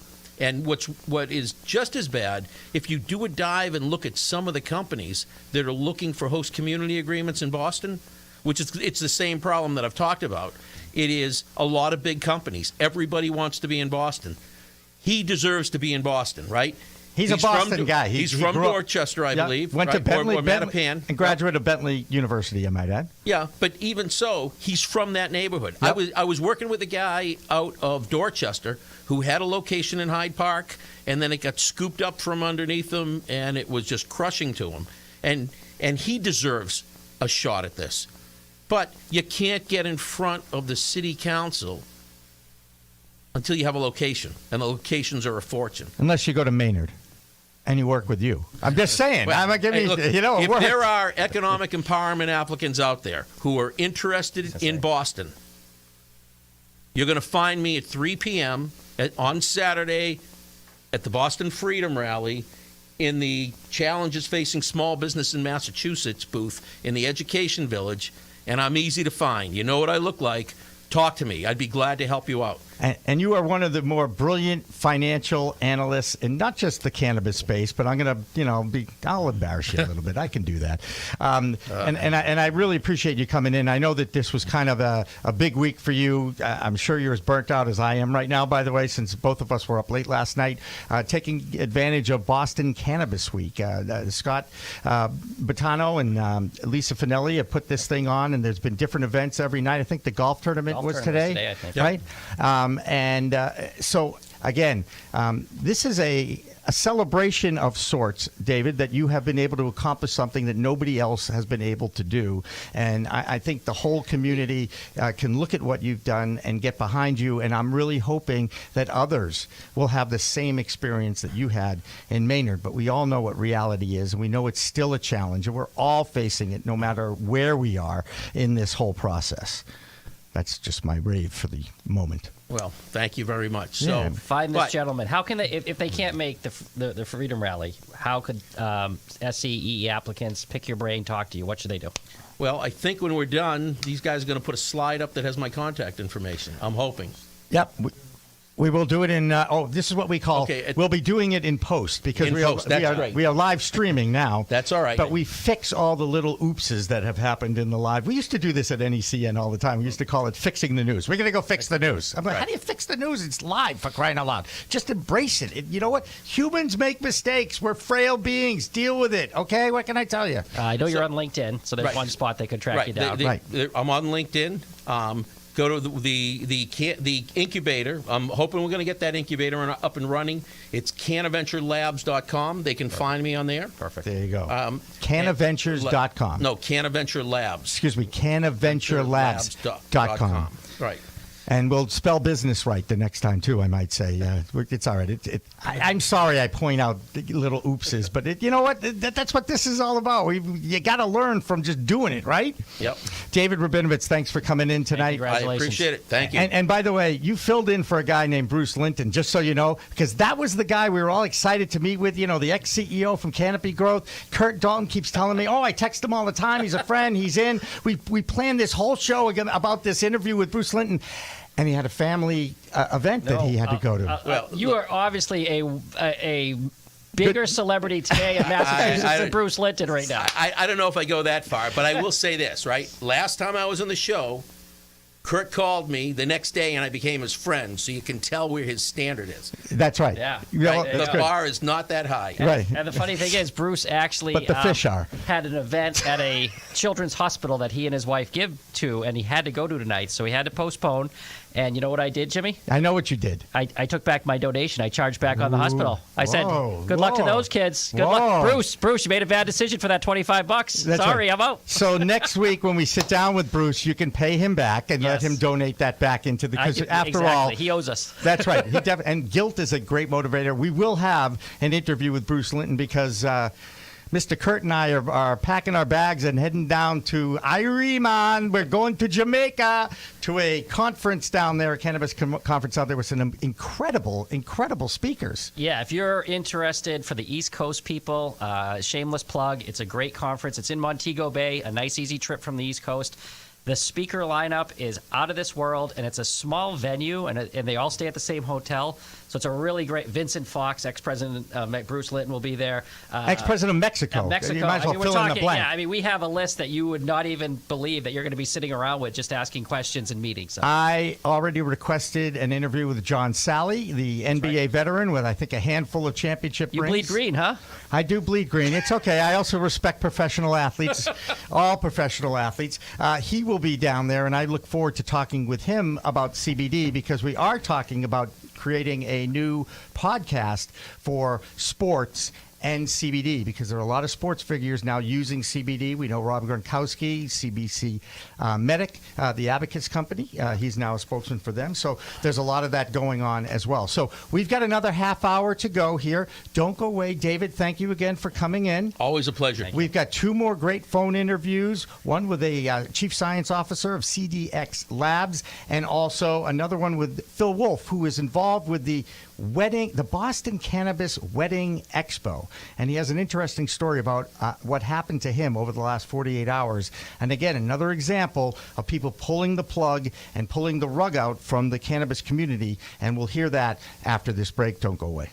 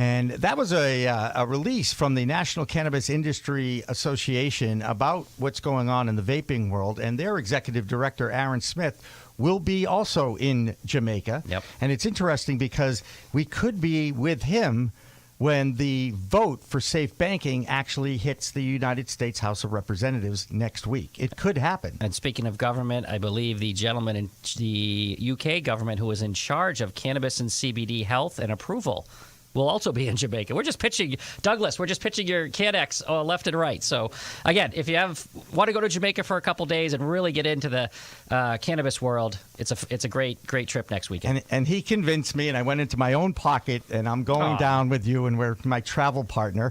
This is Weed Talk Live. I'm Jimmy Young. It's going to be like plane, trains, and automobiles. So, Curt, when I say I'm Jimmy Young and the camera's on you, you come back with... I'm Curt Dalton. Thank you very much. Goodness gracious, we'll get you up to speed soon enough. Those on pillows. That's right. And oh wait, the empty seat, that's for Bruce Linton, isn't it? I'm sorry. He's going to fly in next week. We should just put up a mannequin or his face or something like that. He's in trouble on the weekend. A couple of other news items I want to throw out here. One is, are you familiar with Charlotte's Web? Yes. Okay, so the Stanley brothers from Colorado have earned the first, it's weird. First I thought CBC Medic had a patent on CBD, and now I'm reading the first ever patent for a hemp plant.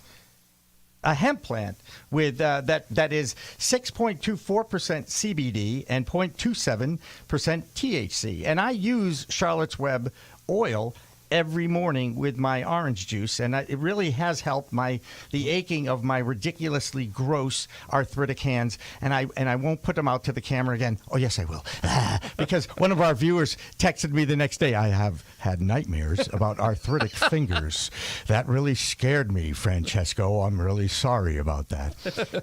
Anyway. Yeah, it was actually one of our more popular articles. We did the Man on the Moon with the marijuana flag in the moon, first ever type. We went with the astronaut theme on that. And just to really, the fact that was so interesting was the U.S. Patent Office approving this type of thing, because that's where the logjam and the federal government has said, nope, can't do anything, can't trademark, you can't patent a marijuana thing. It's a Schedule I drug. So you're going to see more of this as hemp is now legal and CBD is taking over the world in popularity. You're going to see now not just the branding and the differentiation in brands like a Charlotte's Web, but you're actually going to see the strains saying this is us, and we now have a patent from the United States federal government on a CBD strain. Right, but it's still a Schedule I drug. It has no medicinal value, you know. The U.S. has a patent on it as well. So the government is being exposed of the hypocritical situation that they are put us all in. You know, they've really created a mess, and I just don't know what's going to happen. One of the interesting things about the Safe Banking Act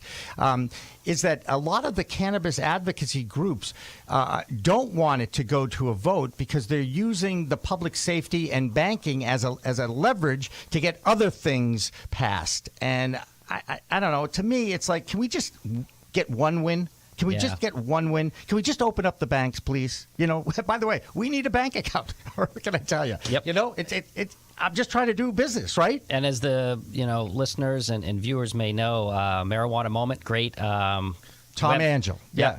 Great website and Twitter to follow. They literally, their niche is in Washington, in the subcommittees, at the hearings, talking to the senators, talking to the reps.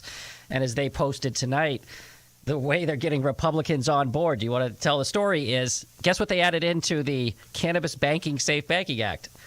Go ahead, Curt. Protection for guns, because of course, that's what you need with the Marijuana Safe Banking Act is firearm protection, because what they don't want to have to happen is their guns raided. So literally, in order to get more Republican support, they have added in that this banking act protects firearm dealers, and it makes no sense. It's free society and it's our government. It doesn't make sense, and it's embarrassing. I keep telling people this. I've never been so embarrassed to be an American. I really am. I know it's a free country. It's the best country in the world and all this, but come on, stop trying to make it all about you. Okay, think of others, Mr. Politicians down in Washington, D.C. Speaking of which, next week is National Expungement Week. The Massachusetts Rec Council is involved with a whole bunch of events next week in the greater Boston area because they're trying to get all the weed records, people that have been incarcerated, the people who have been behind bars for getting busted for a joint or half an ounce, and they've been in jail for too long, basically, because it's ridiculous. Now they want all those records expunged. And we can get into prison reform. We could, but I'm going to try and avoid that one because I too am pretty upset about what's going on in our prisons as far as that goes. But next week will be National Expungement Week here in Boston. Just Google it and find out where all these events are. It's certainly worth it. They're all over the state next week too. It's long overdue. The 18 years for 18 grams is ridiculous, and I don't want to make it a political show. I picked on Republicans. The economy's booming. A lot of these people can't get jobs because of a previous cannabis conviction that has no material effect on who they are today or what they're doing in work. So it would be great for the economy as well. Give props where it's due.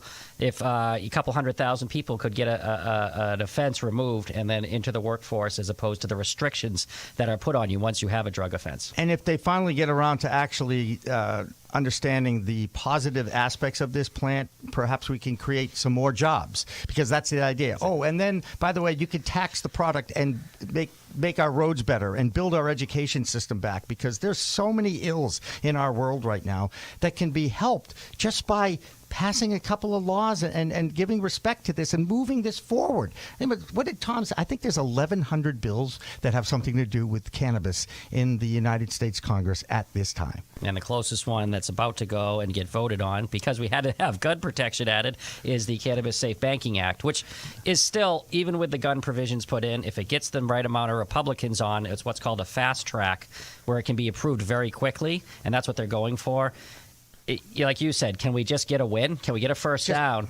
Can we get a bank account? Even if it means some things had to be compromised, that's the important victory, and it needs to be done. That's right. And we are going to be reaching out to Phil Wolf, who is the organizer of the Boston Cannabis Wedding Expo. He hails from Colorado, and I believe he is on the phone with us right now. Phil, are you out there? I am, Jimmy. How are you doing tonight? I'm doing good, man. It's great to talk with you again. And I'm also joined by Curt Dalton. Phil, can you tell us a little bit about what happened to your Cannabis Wedding Expo? We thought it was going to be at one location in a couple of weeks, and now we've had to move it. Tell us that story, please. Yeah. So we originally planned for the Cannabis Wedding Expo to debut on the East Coast on October 5th at Legacy. This will be our 11th show overall as we operate in L.A. and San Francisco and Denver and Vegas. And last week, we essentially got an email saying that they were reneging on the contract due to some internal issues, and we could no longer hold it there.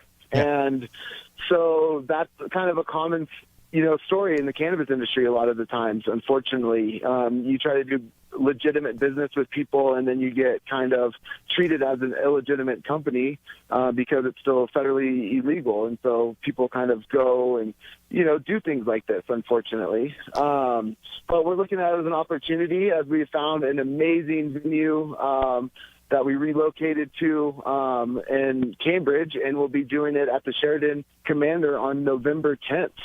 So we're really excited about working with them and, working for, a big chain of hotels, obviously, with the Sheraton. And we've already talked with the city of Cambridge, and they're on board with our model. And so we're just going to use it as an opportunity to make it bigger and better. Phil, Curt with Cannabis.net, our viewers are looking at a very handsome picture of you, and it says Cannabis Wedding Expo. Let's take a step back. What is a Cannabis Wedding Expo, and what would a bride-to-be expect to go to this to learn and to see?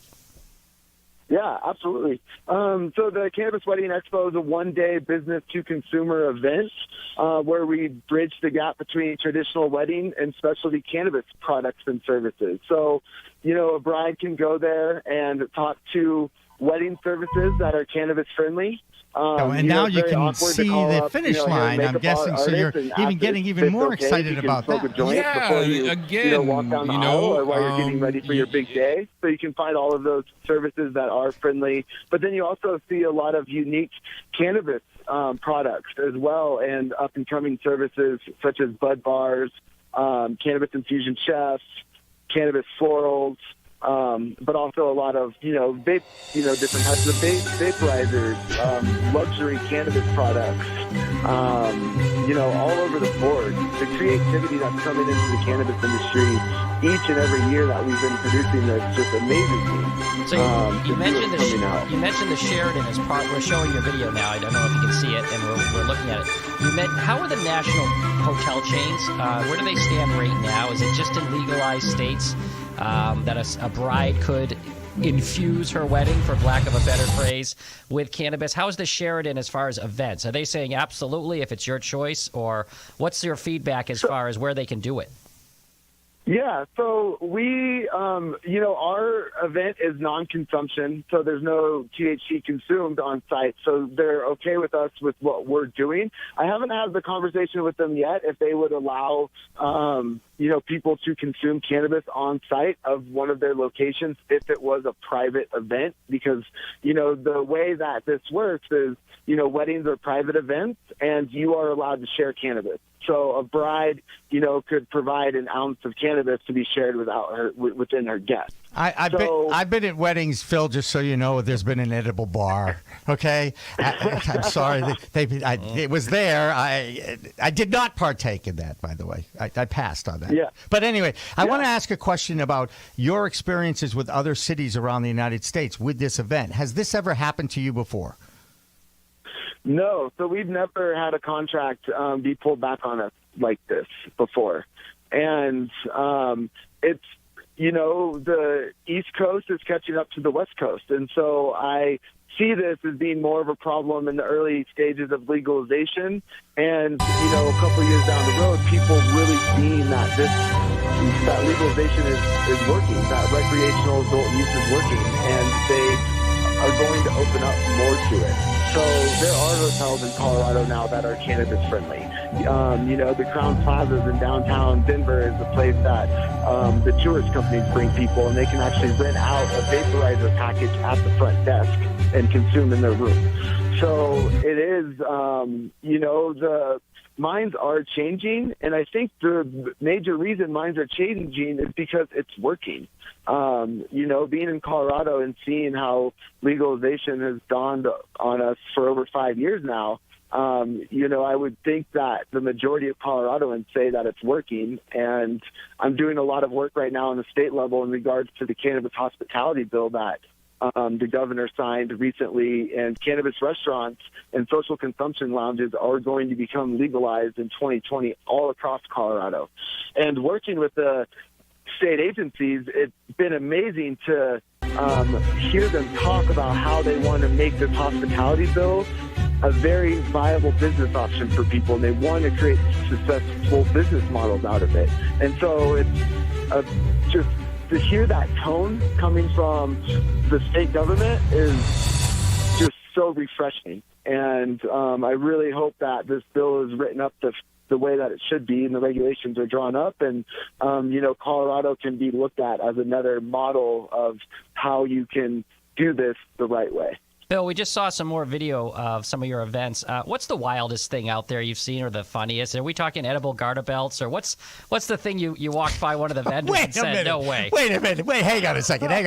Did you just bring up edible garter belts? Did I hear that? I'm asking Phil, what are we looking at here for the craziest thing you've seen from a vendor at one of your shows? Well, I think you just came up with a business idea, and I think you should be presenting your company. We still have a couple booths left open, so November 10th. Hold on, USPatentOffice.com. Okay, we're good. Yep. How do people find out about your event, Phil? People go to CannabisWeddingExpo.com. You can go to Instagram and Cannabis_Wedding_Expo. Those are the two best ways, to find us. As far as the wildest thing I've seen, I think it all comes down to perspective. And one thing that I love about the cannabis culture is that cannabis is meant for everybody. And so you see a wide variety of products and services at our events that, pertain to all sorts of walks of life. And so I'm sure there's some people who like some edible garter belts, at our heard it here event. first. But there's, yeah, we did. I did. This is the first place I heard it. So you'll always get credit. Always for be that. thinking. All right. All right, Phil Wolf, the co-founder and CEO of the Cannabis Wedding Expo. Thank you so much for joining us from Colorado and enlightening us a little bit about a new normal in Colorado. They've been around for 5 years of adult use rec, and now everybody's kind of accepted it, and we're still not even at a year yet, right? I mean, November 20th, November 18th or the 20th? 18th, I think it was the 20th. 20th. I think it was the 20th. I don't know. That's when it all started, people.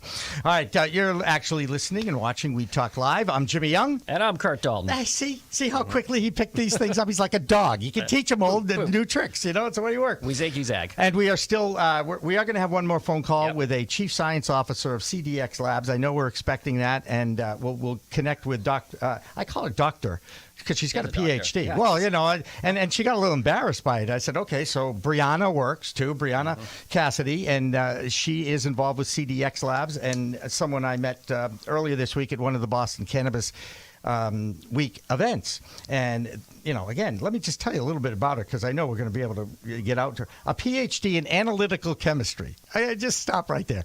One of the smartest people I've ever met in my life. She got into conversation with another fellow scientist, and I swear, and people, look, I was a sports guy. I admit it, okay? But I did graduate from college, and I swear to God, I didn't understand, 20 words they were using. I know it. It is such a new world out there when it comes to the cannabis plant and how they affect the DNA of the plant. This is a living thing, and it's just amazing to me. We are having wicked smart people on tonight, so.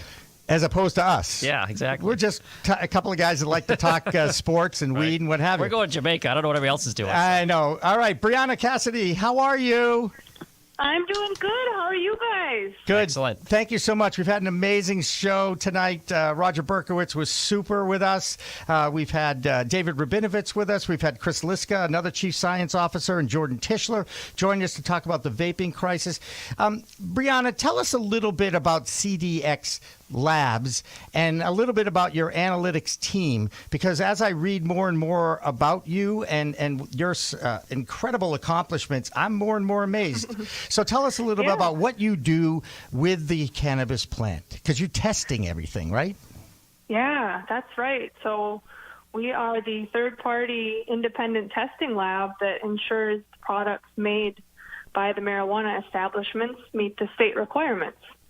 And we are one of 3 testing labs that are accredited and licensed to test medical cannabis, and one of only 2 in the state of Massachusetts licensed to test recreational cannabis. And on top of that, we've got the Department of Agriculture hemp license for testing everything that they need tested too. So we're very, very busy. How many tests a day that comes through the CDX Labs? How many? What kind of turnover do you have there as far as efficiency of doing tests with the different varieties you have? Oh wow, we test anywhere from 100 to 200 tests a day. Wow. And we're looking for anything from pesticides to heavy metals. And of course, we're also quantifying the cannabinoids and the terpenes. So terpenes make the cannabis smell and taste like it does. And we've got 8 different tests that we do, and we test anything from suppositories to chocolate to flour. Jimmy would like to come in for the suppository test. I was waiting for that. I was waiting for that. And you set him up perfectly too, Brianna. I just want to say. So I understand that your work has resulted in 5 patents, 13 publications, over 30 scientific conference presentations, and your team has over 90 years of combined experience in analytical chemistry, toxology, and pharmacology. I'm guessing you're not talking about Antonio Brown around the office. No, we are a very big group of nerds. Nice, but that's nice. Really, I say a lot of great things about CDX, but it's the team that really makes us do what we do, and that's why we've gotten as far as we did. I've been in your lab in Salem, and you were one of the most excited scientists I've ever seen by the equipment that they had just purchased. So let me ask you, tonight has a theme of vaping, and the questions that have been asked to our science, our wicked smart people. Is it vaping or what's being vaped, and what do you have to say about what's going on? Ooh, that's a good one. It's the only good one he's asked all night, by the way. like I just 0 want for to 7, say. thanks. But go ahead, Brianna. Yeah, there's one culprit that's been used as the scapegoat up till now, vitamin E acetate, and that's actually what's used to get the cannabinoids in a liquid that's used in the vape itself. And we're creating a test to look for that. But, you've got a good point. You're looking at the cartridge itself. There are metals and lubricants and who knows what types of additives are there that could be working in concert with compounds that are inside the cartridge. And on top of that, you're combusting all that mixture. So you've really got a lot of variables to look at that could be causing this crisis. Is vaping healthier than smoking? Oh, boy. Ooh, that's actually, there is a lot of data on that in terms of e-cigarettes. Over 30 peer-reviewed publications, and they still haven't come to a conclusion. Well, all the nerds said the same thing. There you go. That's right, and Dr. Tishler backed that up as well, which was kind of interesting. But but if you look at some of the data that is out there, people are freaked out. Their sales of cartridges are down 25% in this state. But I think I keep saying this: if you use a vape for medical purposes, as far as we know so far, everything has been safe inside a medicinal facility. It's when it goes into one of those cartridges made by a country on the other side of the world that causes an issue here. Am I accurate on that? I haven't seen any segregation of the cartridges that cause the problems being from either medical or recreational, but I would assume that that's the case just because with medical products, the testing is usually a little bit more strict. That's not the case in Massachusetts, but in other states, that is the case. So, I think that they might be a level of risk more in the rec market and even more so in the gray and the black market than in the medical market. If people like Jimmy are throwing away their vape cartridges, and as a scientist, what would you tell them? What is the safest or preferred way to consume? Yeah, that's a good one. 2 in a row. That's right. He's on a roll. It took him almost 2 hours to get to this point. Just warm it up. Well, you've already talked to a lot of smart people, so they've probably helped fuel these questions. I actually didn't even ask them that. I just thought of it. So go ahead. Tell us if someone says, I don't want to vape anymore. I don't want to do it. What should they do? Right. What I would do, since these compounds can cause more acute toxicity if they're inhaled, I would ingest. And I would go with the simplest, least processed product as possible. So I would take flour and mix it in with brownies, and I would have pot brownies. There you go. I think that's what I would pick. And I will tell you this, and I'm gonna do a correction and also give them a plug again. Alternative Compassion Services down in Bridgewater, 693 Elm Street. Their brownies are supposed to be the best in the state, according to the Harvest Cup, and I think they had a competition that they won. And their chief science officer, Chris Liska, was in studio with us for a while tonight, Brianna, and everyone says that the brownies there are the best. So I'm going to give a plug out. There you go. And of course, they're not gluten free. I don't think. I think these are the real deal. These are the real deal. These are the real deal. So, Brianna, look, we've got about 5 minutes left in the show, and Curt and I have a few things that we've got to still kind of get in here. But I just want to, again, thank you so much for taking the time out of your weeknight. I know that you have special company coming, and it was a really kind of a thrill to get to meet you this week and talk with you. And I do think we're going to come up and visit sooner than later. I look forward to it. Please do. Please do. I look forward to it, guys. Have a good rest of your show. You bet. Thank you so much, Brianna Cassidy, PhD and the Chief Science Officer at CDX Labs. There's so many elements to this industry. I continue to be fascinated by meeting the different people in it and seeing what everybody does here. And again, that's kind of why we like to do this once a month, Curt, because we get to talk about it and show some respect to an emerging industry in a historic time. Yeah, and as you're seeing legalization not only sweep across the country, you're getting, I don't want to say real scientists, but you're getting mainstream PhD, double PhDs coming to the cannabis side, to the cannabinoid side, to the hemp side.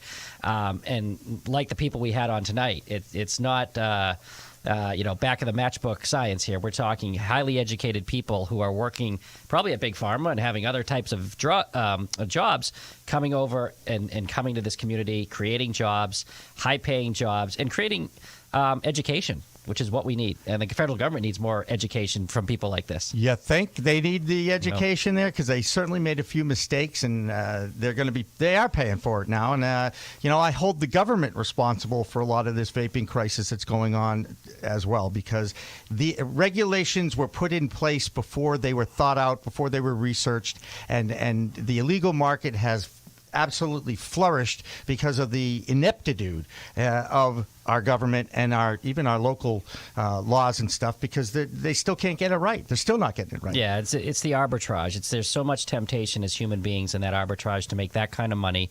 The federal government was really asleep at the wheel, and there's a lot of finger pointing going around. It's the FDA, it's the DEA. Well, the FDA has to change the classification. The DEA, and people have died. People are dying now. That's right. So we need to make more things happen. Call your local Congress people wherever you are and urge them to push forward with cannabis reform at the federal level. That will be the best thing that can happen.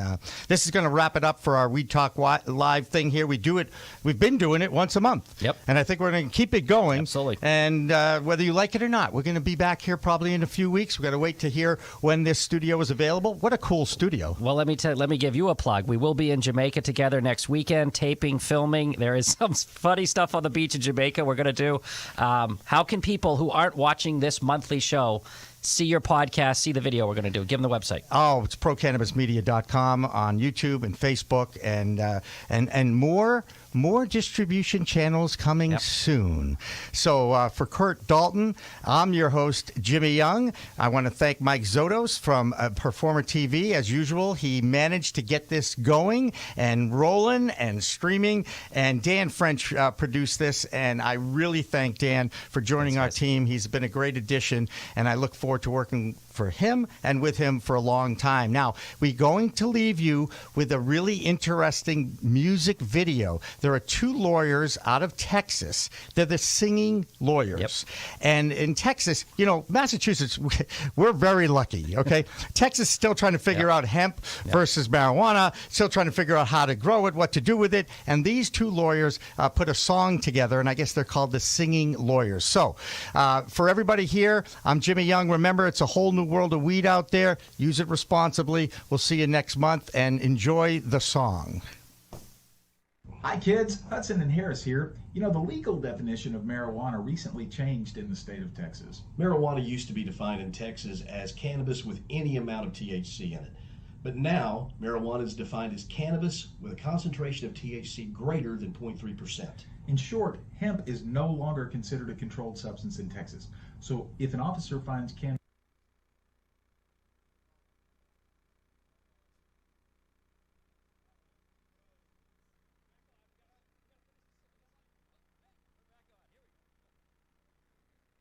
Hi kids, Hudson and Harris here. The legal definition of marijuana recently changed in the state of Texas. Marijuana used to be defined in Texas as cannabis with any amount of THC in it. But now, marijuana is defined as cannabis with a concentration of THC greater than 0.3%. In short, hemp is no longer considered a controlled substance in Texas. So if an officer finds cannabis on you, how is he to tell if it's legal hemp or illegal marijuana?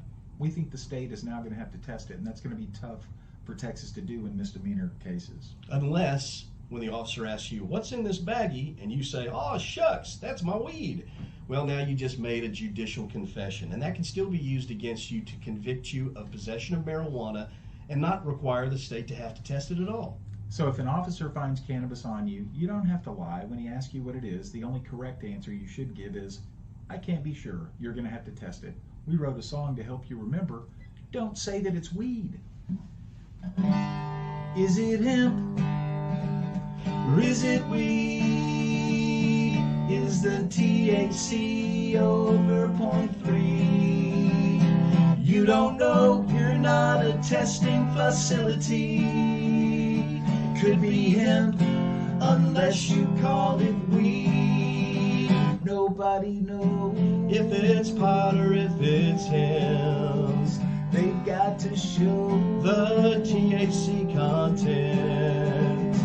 Is it pot or is it not? Is the THC a little or a lot? Nobody knows. You don't have to lie when a cop says, what's this? After all, you're not a freaking scientist. It might be hemp if you don't call it weed. They got to test it unless you can see. Nobody knows if it's pot or if it's hemp. They've got to show the THC content. Is it pot or is it not? Is the THC a little or a lot? Nobody knows. And if a cop says, tell me what this is, or you're gonna get arrested, just say, I can't be sure. You're gonna have to test it because they've got to prove it. They can't do it unless you admit it. So don't be an idiot. 'Cause nobody knows if it's pot or if it's hemp. They've got to show the THC content. Is it pot or is it not? Is the THC a little or a lot? Nobody knows. Nobody knows. You don't know. Nobody knows. Especially you.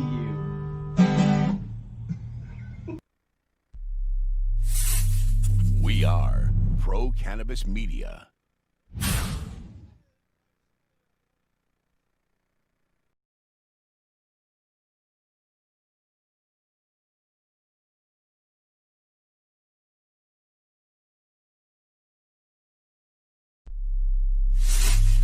We are Pro Cannabis Media.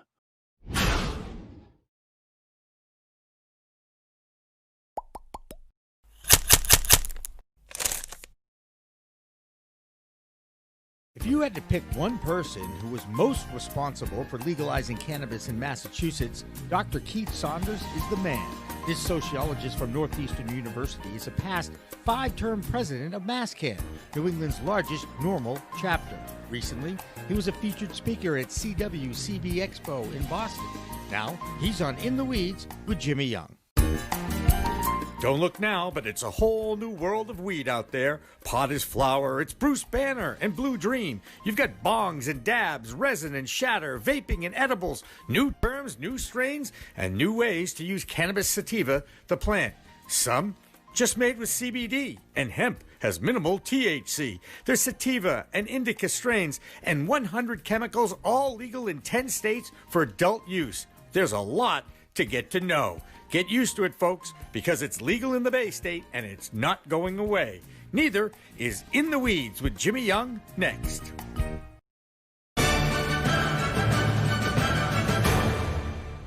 Revolutionary Clinics is just one of 49 medical cannabis dispensaries in Massachusetts, but there's a reason why it's one of the most popular. It's their patient-first philosophy. All day long, they teach, they educate, they communicate about this complicated plant called cannabis sativa.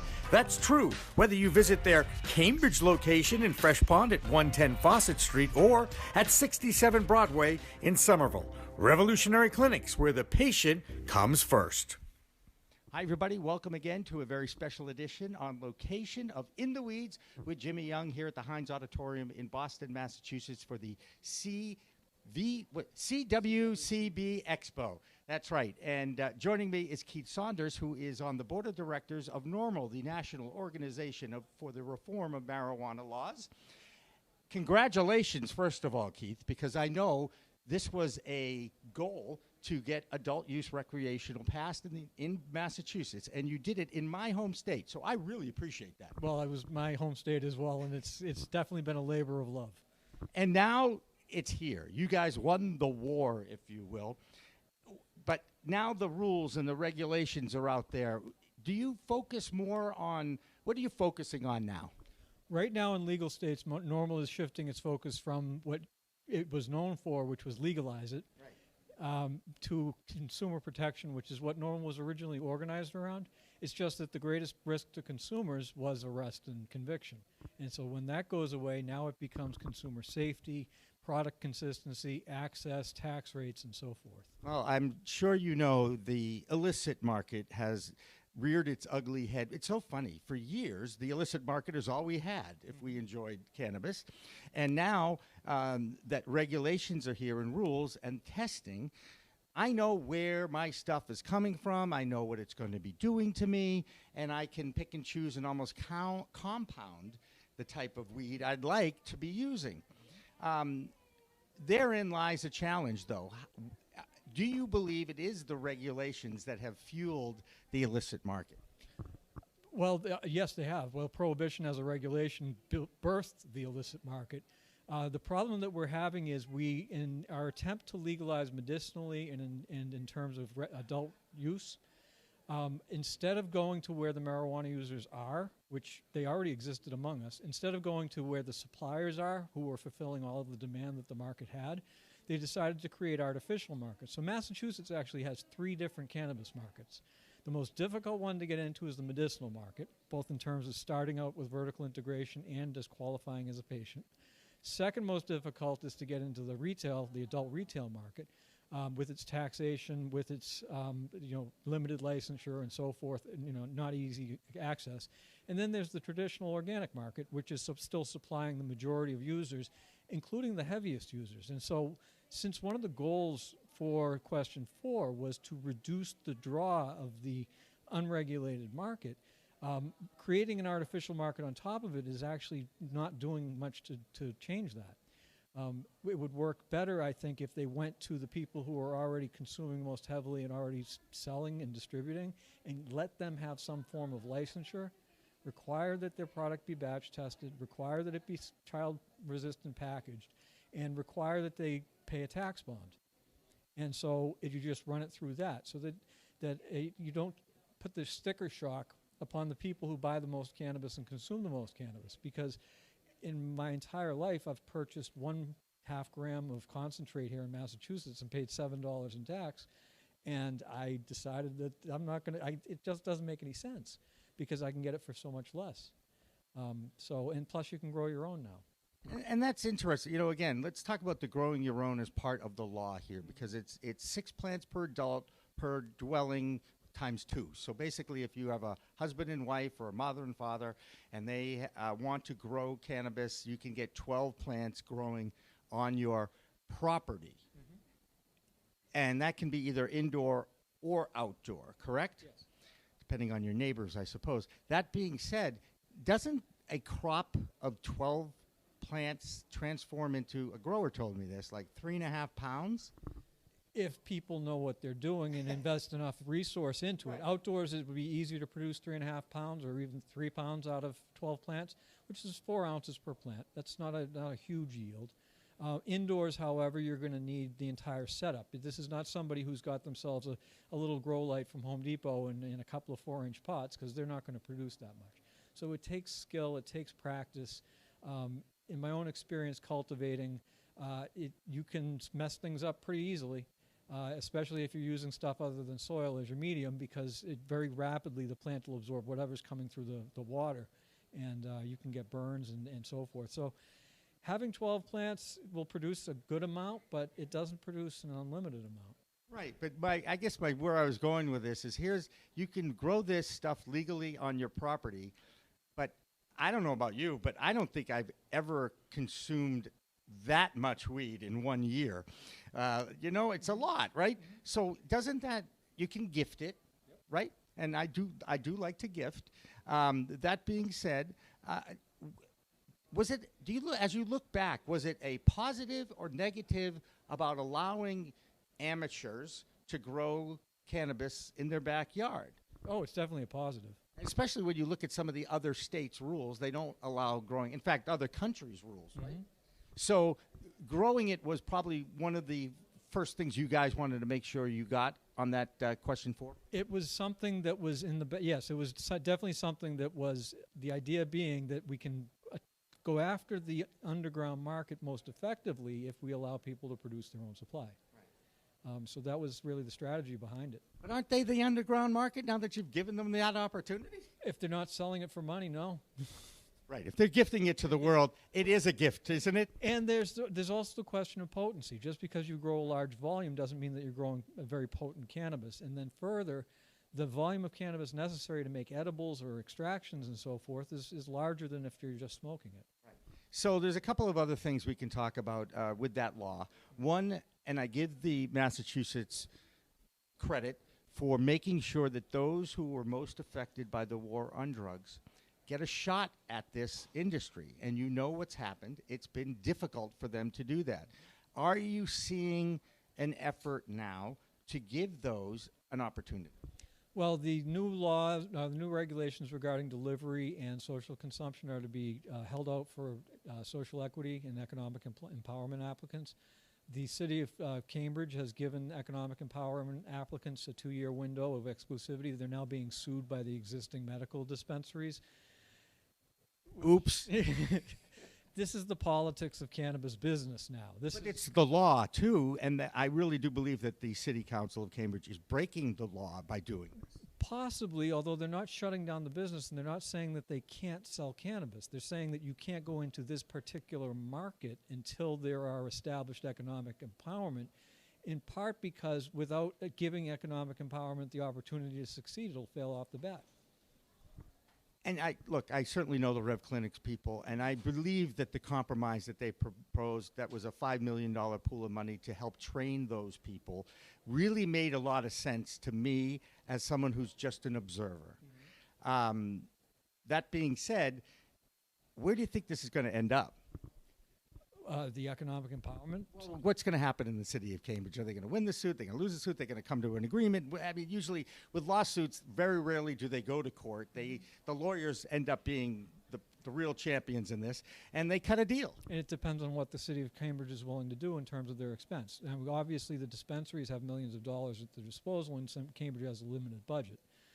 However, that's not the only source of pressure. And that Cambridge being as it is, the people there might do something along the lines of boycott those operations that they feel are treating the economic empowerment people unfairly. Yet they didn't want to. You know they didn't want to. They just were. I mean, it was a fact of the way business is done. They didn't. Who didn't want to do? I think the Revolutionary Clinic group wanted to help those who had been most impacted on the war on drugs by offering them training. Doesn't that make sense? Well, yes and no. It depends upon what they're being trained as. The idea being with this social equity program, which is for people who have been disproportionately affected, when $5 million from Canada comes into and opens up a store in your town, and they say we're going to hire 50% of our employees will be coming from this economic empowerment or social equity area, and then they look out there and what jobs are available. So social equity itself is not going to turn people into accountants and attorneys and give them MBAs. So the best paying, best compensated professional jobs will still be held by people who have far more resources. And these new employees are going to come in as bud tenders and as trimmers and as manufacturers and edible makers and so forth. So that particular of social inequality is not going to be remedied simply by legalizing marijuana and saying these people get priority in terms of hiring. So that's not going to change. The struggle right now is a matter of scale. And part of it's the regulation. Because the Cannabis Control Commission set the regulations as they did, if you don't have 7 figures, you are not able to enter. And so, I mean, if you look at it in terms of pizza, something as simple as pizza, every town in Massachusetts has a town pizza. It's family-owned business, costs maybe $50,000 to $80,000 to start. You buy a couple ovens, a low boy, you employ your family members and the kids' friends from school, and you make a living. Then there's the Bertucci's model, which is you buy a plot of land, you architecturally design it, you franchise, you do everything necessary, and you sell Bertucci's brand pizza, and to a certain volume of traffic, and you'll be making money as a franchise owner. And then there's Pizza Hut, which is you own all of Pizza Hut. The corporation that owns Pizza Hut makes pizza too and sells it and makes a profit. We're somewhere at the Bertucci's level, with a lot of this Pizza Hut about to come in, especially as these Canadian and other companies grow. Tilray, when they capitalize, I mean, they're losing a whole bunch of money, but you know what? Lyft loses money, Google loses money. This is the new economy. They can afford to lose money. That's what they say about the investment world, too. Don't invest unless you know you can lose what you invest. And this is what they're going through now. All right, so let's talk. We talked a little bit about social equity and economic empowerment. I do, but I want to get a state in your eyes and your view. We're about a year in. November 20th, I believe, was the date last year that adult use opened, and Stephen Mandeli was at Cultivate when I was there too. It was a historical moment. I felt like I had to be there, and I was. Over 320 million odd has been sold in the adult use market so far. What's your view of this first year of this in this state? Shortage of supply, excessive weights, taxation is too high, but that revenue is going to end up rising and then falling. As we open more retail stores, you'll see it rise, and then as the price declines, you'll see it fall. It'll be greater than we're collecting right now, no doubt whatsoever. As Connecticut, New York, and Vermont open up commercial retail sales, we'll see revenues drop in the western part of the state. That's one of the reasons the western part of the state is driven so strongly, is because of its proximity to 3 different states that you can't buy at retail from. I know a lot of New Yorkers come over. I think I saw something like 80% of the revenue brought in by the Berkshire cannabis owners is from New York. I actually have worked with a few of them. I've been out there on the regular. When I go to Great Barrington and I go to Theory Wellness, none of the cars in the lot has a Massachusetts plate. They're all out-of-state plates. But of course, they can't go across state lines with that stuff now, can they, Keith? Nobody ever does that. We sit here and we giggle about that because we remember when we were always looking over our shoulders for the law enforcement. Now the law enforcement is on the side of the regulators and the licensees. It's a complete turnaround, and now the licensees and the regulators, they want to go after that illicit market. That's what's happened in California as well, where you have licensed operators who are calling in or dropping dimes on outdoor cultivators who are not licensed and saying, fly over and raid, fly over and raid. Massachusetts doesn't have the large-scale outdoor cultivation, underground outdoor cultivation California has, so it's not quite as direct. But without a doubt, dispensaries and retail stores do not like the competition because they can't really compete with it. You've been to California, right? Yes. It's really another planet from the Northeast, isn't it? Oh, sure. Yeah. But is it dangerous or is it good faith to look at their mature market as an example of what not to do or to do? Well, cannabis users have never been affected very much by regulation. That is, you can prohibit it and threaten to throw them in jail, and they'll still use it. So we develop all sorts of strategies to accommodate this inconvenience that's prohibition. And now, when you get rid of prohibition, those strategies can sort of fall by the wayside. But still, now the competition is coming from legitimate licensed operators. So, yeah, in a way, it's a deal with the devil. You trade lots and lots of arrests for fewer arrests and higher prices. As you, I'm sure, know, education is the key to this. Not just educating those who want to get into the industry, but those who are looking outside the industry in. One of my biggest frustrations with my former comrades in the media world in Boston is there's no public service announcements that are positive about cannabis. Acreage Holdings tried to air a PSA on the Super Bowl this past year. That with 3 extremely compelling stories that, by the way, we had on our homepage for as long as we possibly could, which was great. But those are the stories that aren't being told. How frustrating is that? Well, that's the condition of prohibition. Prohibition relies on censorship. You have to teach people that the thing that you are prohibiting exists, but you have to teach them that there's nothing positive about it, which of course it flies in the face of common sense, that anything, things have negatives and positives. I mean, for as bad as tobacco is, it does have a social value. That's why people continue to use it. It's not that everybody's hopelessly addicted. It's that they find that there's a social value in tobacco consumption, and so they choose to use it. I think there's a little bit of about alcohol too. A lot of that's kind of part of our society, and people always forget that, right? Yes. Yeah. Is it when people come up to you and they say, I'm just not into that cannabis thing. I don't think it should be legal. How do you counter the most basic argument? Well, if you think prohibition's working, that makes sense. But if prohibition's causing harm, it might be better for us to treat it rather than as a criminal justice problem than as a public health problem. Because again, going back to tobacco, we never prohibited tobacco. We never arrested anybody for tobacco production, consumption, sales. Yet we managed to reduce daily tobacco use in the United States from over 60% in the late 1960s to about 20% today. So we saw a huge reduction in this marketplace. How did we do it?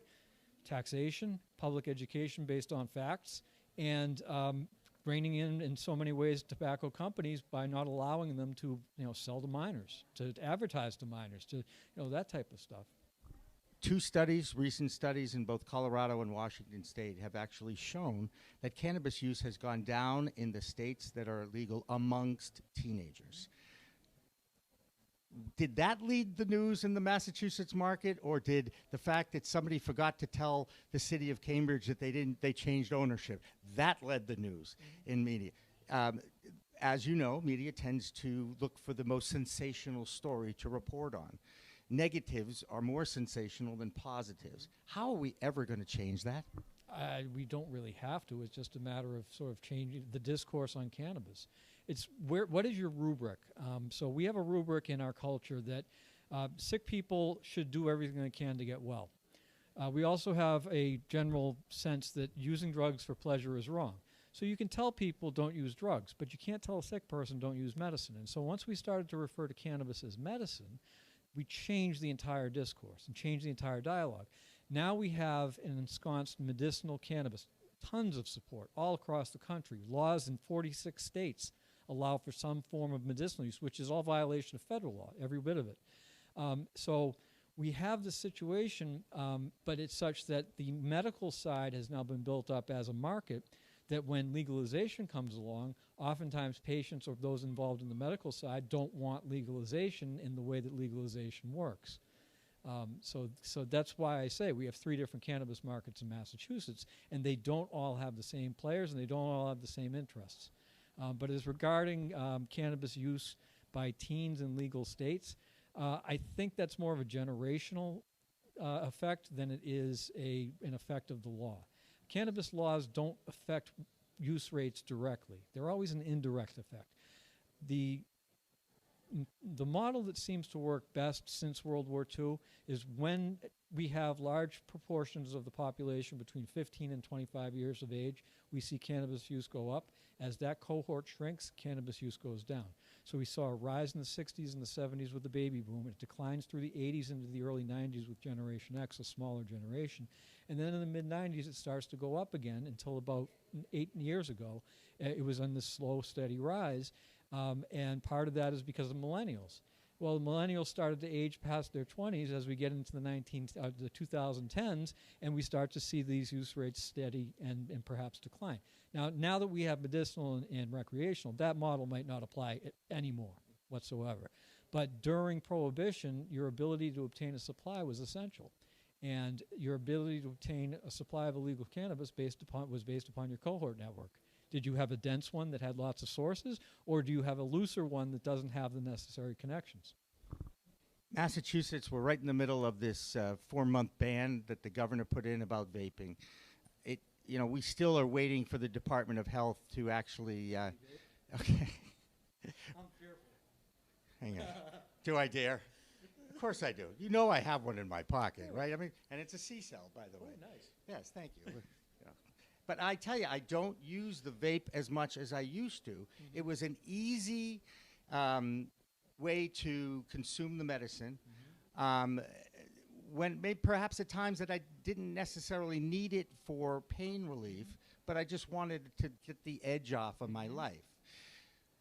Now that the vaping ban is in effect, obviously I can't get it at my medical dispensary anymore, which is upsetting to me, because none of the cases in Massachusetts, as far as we know, have anything to do with this market. And I know scientists, and I know the people that are putting this stuff in the cartridges, so I have faith in this system. The governor does not. How upsetting is that for you? Well, I'm concerned about the cause. And the causes, we're dealing with a technology and content that people have been consuming now for a decade plus. You have millions of people who have taken billions of hits off of vape pens, and nobody suffered this sort of sudden onset of lung disease followed by death until about 2 years ago. So that tells me it's not the content. It's most likely the material. There's something about the cartridge. Well, where are they obtaining their cartridges from? My bet is they're obtaining them from China, which is the cheapest place to manufacture things. Right.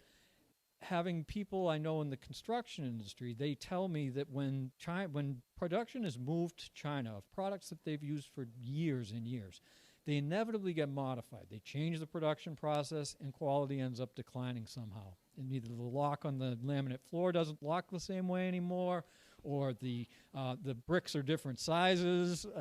Just things that are often a little bit odd. So I wouldn't be surprised in the least if they used a dangerous heavy metal in the construction of the cart, because they could save some money that way.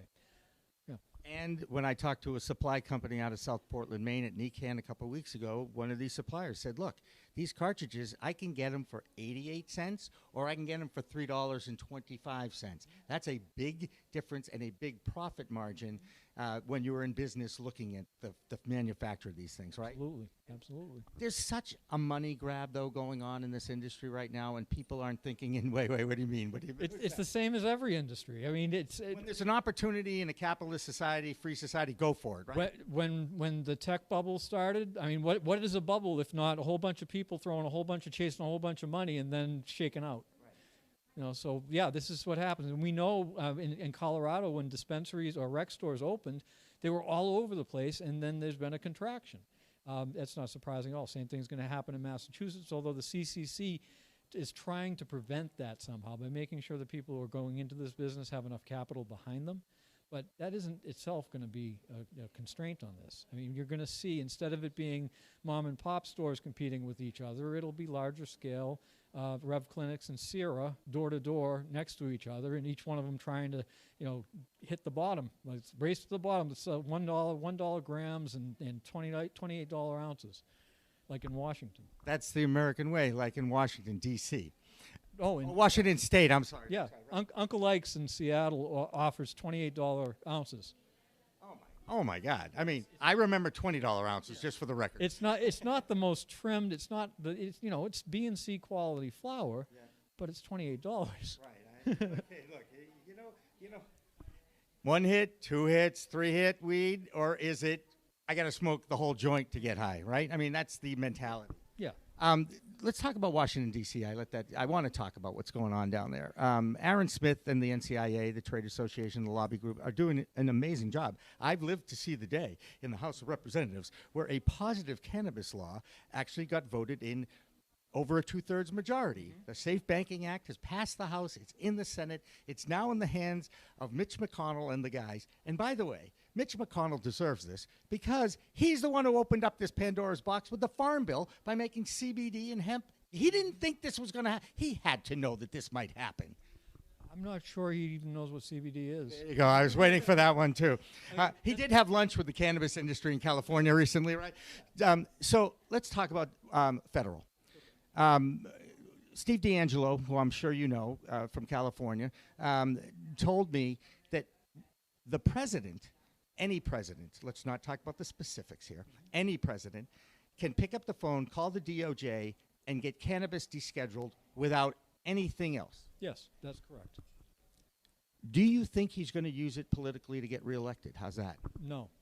Good. Tell me why. I don't think it will buy him anything. At this point. Well, at the current situation that we're in, you're not going to get that many votes by being. There aren't that many single-issue cannabis voters in the United States. Right. There are some of them. I have been one myself where I have said I'm not voting for this candidate because this candidate wants to put me in jail. Right. Okay. But if somebody says, "Oh, I'm going to legalize marijuana at the federal level," and then there's two other people say, "I'm going to do the same thing," well, I mean, and then further than that, the president has a problem with the truth. No, I thought it was the media's fault. What he says on Monday, he contradicts on Tuesday, and then re-contradicts on Wednesday. For a deal maker, he bargains against himself more than anybody I've ever seen. How old are you, Keith?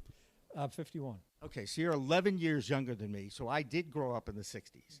Okay, in the 60s, I grew up, and the greatest leaders of my time got shot and killed. Martin Luther King, Bobby Kennedy, and JFK. I don't get it. With all the guns and all the assault rifles that are out there, and all the people that he's pissed off in his tenure, no one's ever done anything or even thought about doing anything like that. Not that I'm telling you to go do that. What's your feeling about that? My feeling when he claimed that he was being lynched, where he plays that he's always the victim, what he seems to forget is that other presidents have had it much harder, such as JFK, in that he got killed instead of just metaphorically given a hard time. Right, exactly. And that, it's been a fascinating time, but it's also the only time in my life I've really said I'm embarrassed to be an American. It has been rough. And it's not because he's politically, he and I disagree, because we've had presidents and politicians that I disagree with. But the thing is that they are able to operate as a politician. They lie to me. I know that they're lying to me. That's okay. We'll figure, because in your lie, there is a truth. There's something in there that you are telling me, even when you're saying what I want to hear, and I know that you're not really behind it. My mother used to say, it's not what you say, it's how you say it. Indeed. And they're experts at that. Yes, absolutely. Do they go to school for that, or are they just born that way? I think it's just, it's a talent. It really is. Keith, you've been great to talk to. I appreciate it. I hope you enjoyed this little appearance on In the Weeds with Jimmy. Always do. Yeah, this is great. Great to meet you. Great to talk with you. He's Keith Saunders from NORML, the board of directors here in Massachusetts. The cannabis community is in good hands. I can tell you that because I know some of your comrades. And remember, it's a whole new world of weed out there, folks. Use it responsibly. We are Pro Cannabis Media.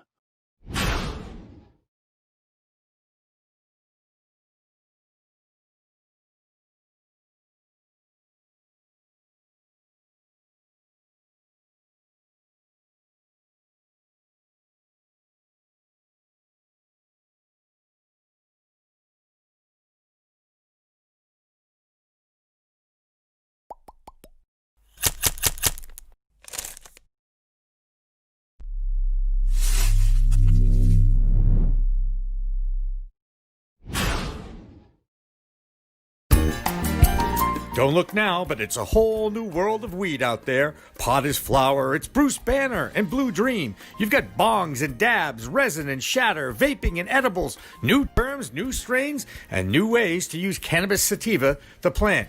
Some just made with CBD, and hemp has minimal THC. There's sativa and indica strains, and 100 chemicals, all legal in 10 states for adult use. There's a lot to get to know. Get used to it, folks, because it's legal in the Bay State and it's not going away. Neither is In the Weeds with Jimmy Young next.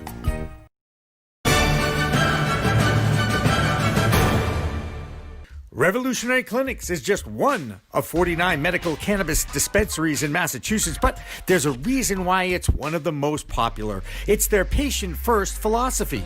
All day long, they teach, they educate, they communicate about this complicated plant called cannabis sativa.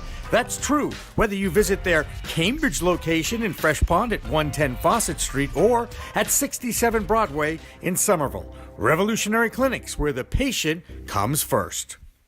Hi, everybody. Welcome to a special edition of In the Weeds with Jimmy Young. We are in our studio in Wellesley, Massachusetts. We've been on the road for many, many months now. Happy to be back in the studios here. And I'm joined by Scott Bettano from the Boston Cannabis Week. Did I pronounce your name right, Bettano? Yes, you did, Jim. I wanted to make sure I did that, okay? And I understand also you have a co-founder in Lisa Finelli. I want to make sure she gets equal time because, as you know, in the Me Too era, they deserve equal time. Lisa is fantastic. This wouldn't be possible without her. Yep. And so before we get going into the Boston Cannabis Week and how successful it was, I want to find out a little bit about your own background. We ask a lot of people that come in, what is your cannabis story? What is your cannabis story? Well, my cannabis story is I found out at a very young age when I was about 15 years old that it wasn't as bad as people were telling me. I had an uncle I was very close to who confided in me at a young age that he was using cannabis to treat his cancer. And he battled lymphoma for 15 years, and he attributed the reason he was able to last so long was because of the legal cannabis oils he was getting at the time. So at a young age, I became an advocate for it. I recognized the health benefits. And I was always involved a little bit here and there. And in 2012, I got raided by the DEA. I had a cross-country shipping operation that was going on for a little bit. Oh, okay. Knock, knock, knock. Who's at the door? Yeah. Something like that. Okay. But instead of, I was on the front page of the papers and stuff like that for the arrest. And instead of hiding from it, I embraced it. It was soon after, in 2013, that medical became legal in Massachusetts. And I decided right then and there, I says, I've been in this industry for a very long time. Now that it's legal, this is the direction I'm going. It's something I'm passionate about. And what better to do for your job than something you're passionate about? Yeah, I can't tell you how many times I've talked to people in the cannabis space that have that passion, and it is remarkable because of the consistency of it. People, and by the way, did you ever think that you would see 13 championships in our native state of Massachusetts in sports and weed being legal for adult use? I pinch myself. Yeah, it's like we're living in a dream. We really are. The golden age of sports and the golden age of weed. Yeah, it's kind of it's like Prohibition all over again, except without the Tommy guns. Right, end of Prohibition, but for sure. Terrific. Let's talk a little bit about, you said the Boston Hemp Company is a CBD company that you're involved with? Yes, so I'm one of the owners of Boston Hemp Company. It's a CBD company that we deal directly with the hemp farmers in Maine. Yep. Everything is processed right in Maine. We make tinctures and topicals. It was important for us to put out a quality product for the local market. Everything is third-party tested through MCR Labs. And we started in January, and it's been a nice little venture. And we've been able to help a lot of people, which is nice.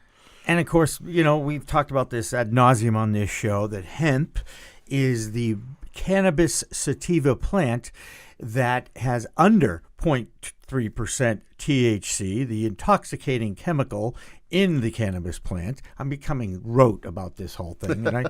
Right? And then, of course, now we have to use the M word, which I don't like to use, but we use the marijuana word to explain the differences between the two plants because they look very similar. Not just similar, they're identical. If you've ever been in a hemp field, you wouldn't know the difference. Right. I mean, my first time in a hemp field, I couldn't believe it. Looks, smells exactly the same. You wouldn't know it until you test it. One of the things I've learned, I'm going to throw this out at you, blind question, about the leaves of the cannabis plant. Some people take those leaves and turn them into juice, and Yes. they have found it to be very therapeutic. Yeah. One of my good friends, he juices the leaves for his mother who has MS. And she's using RSO and stuff like that as well. But she's finding that, juicing the leaves and stuff like that is helping with energy and stuff along those lines. It's an amazing plant, isn't it? It's absolutely incredible. And again, I've learned about chemistry, I've learned about botany, I've learned about business. It touches so many aspects of industry besides those who just partake. It's become it's going to be a bigger business, and it's been extremely slow on the rollout. Any frustrations about how slowly our friends at the Cannabis Control Commission have rolled this thing out into our Bay State? Well, super frustrated with the way things have rolled out in the state, but unlike a lot of people, I don't put that on the Cannabis Control Commission because I think their hands are tied by the politicians in the state. I know a lot of them personally very passionate about getting this thing rolled out, and they want to do it in the right way. But, they're dealing with obstacles just like anyone else. But I do tell people when they get frustrated, look to the north at our neighbors in Maine who legalized on the same way we do, and they still don't have a recreational program. Right. So, and by the way, Maine and Massachusetts were one once back in the day before the country actually was around. We were that first colony. Anyway, we talked about the Cannabis Commission. It's a tough job that they have. I agree. I've talked to a lot of these commissioners.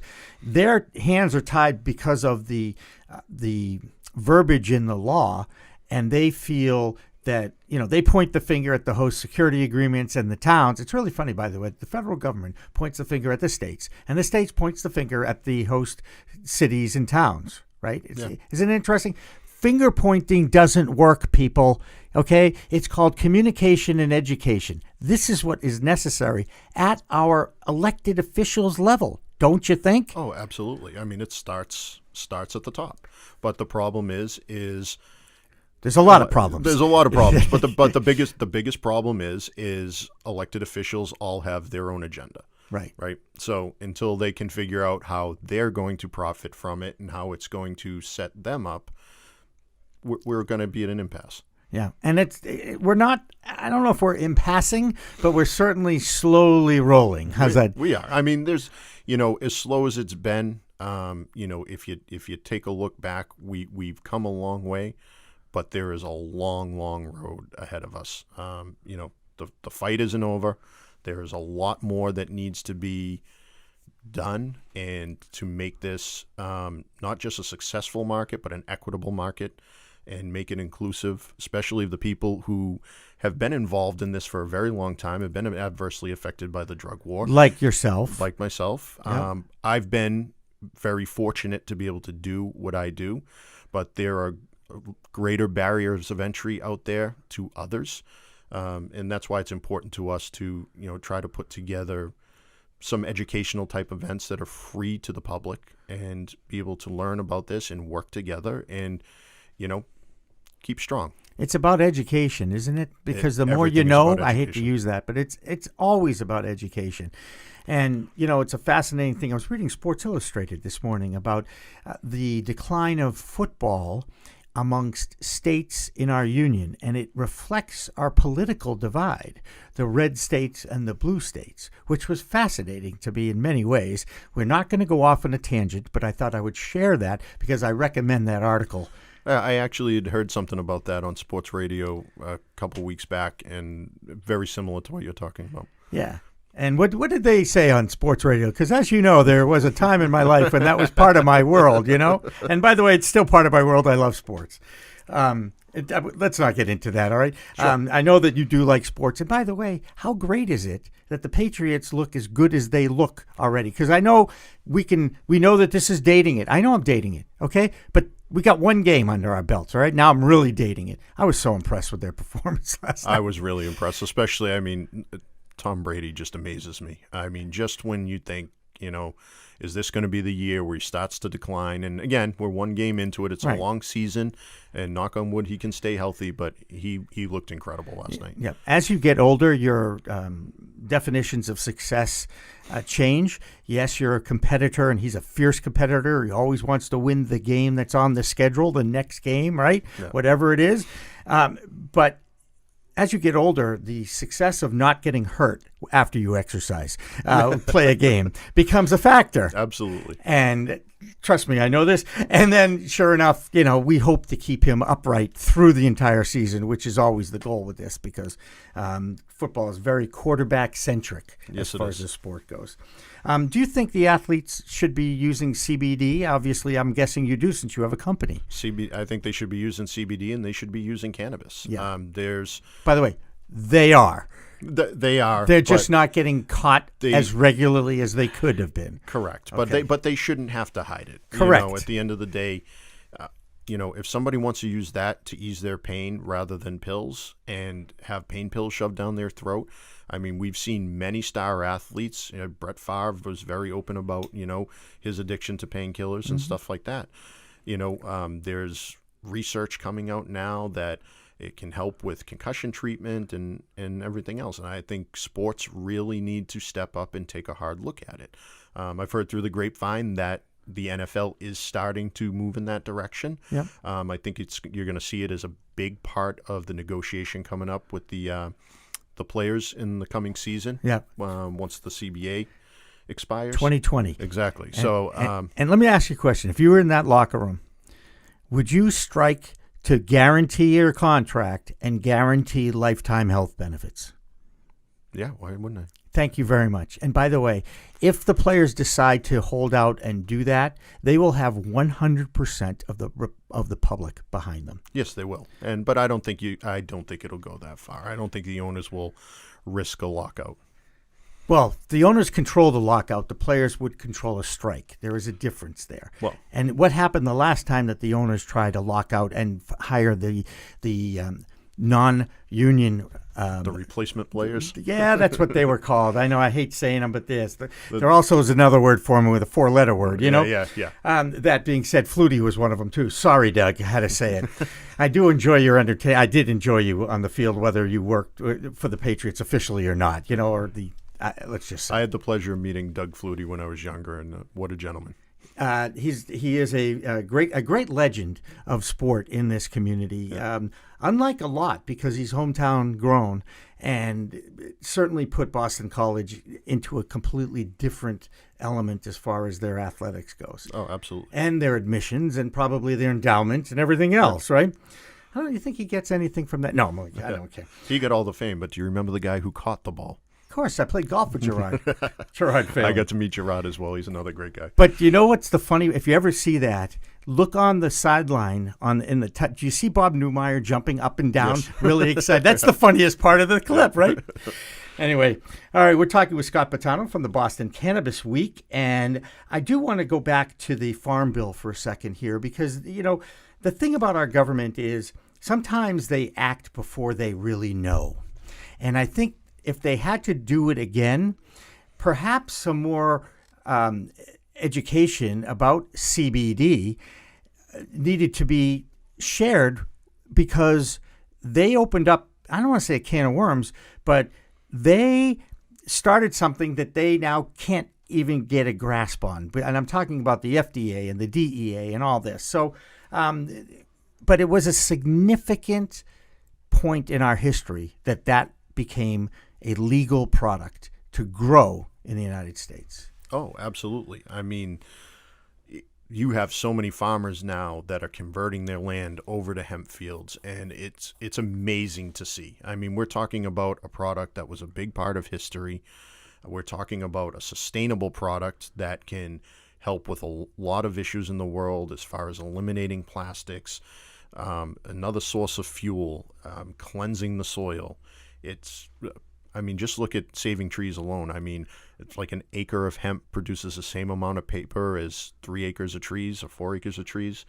And the stuff is just amazing. So it's historic and unbelievable to see, but they didn't put a lot of thought into it because all those things I named that hemp is great for, CBD is kind of the golden nugget of the hemp industry right now. And they had to know that that's where everybody was going to go with it. And here we are. And you go state to state and there's still uncertainty.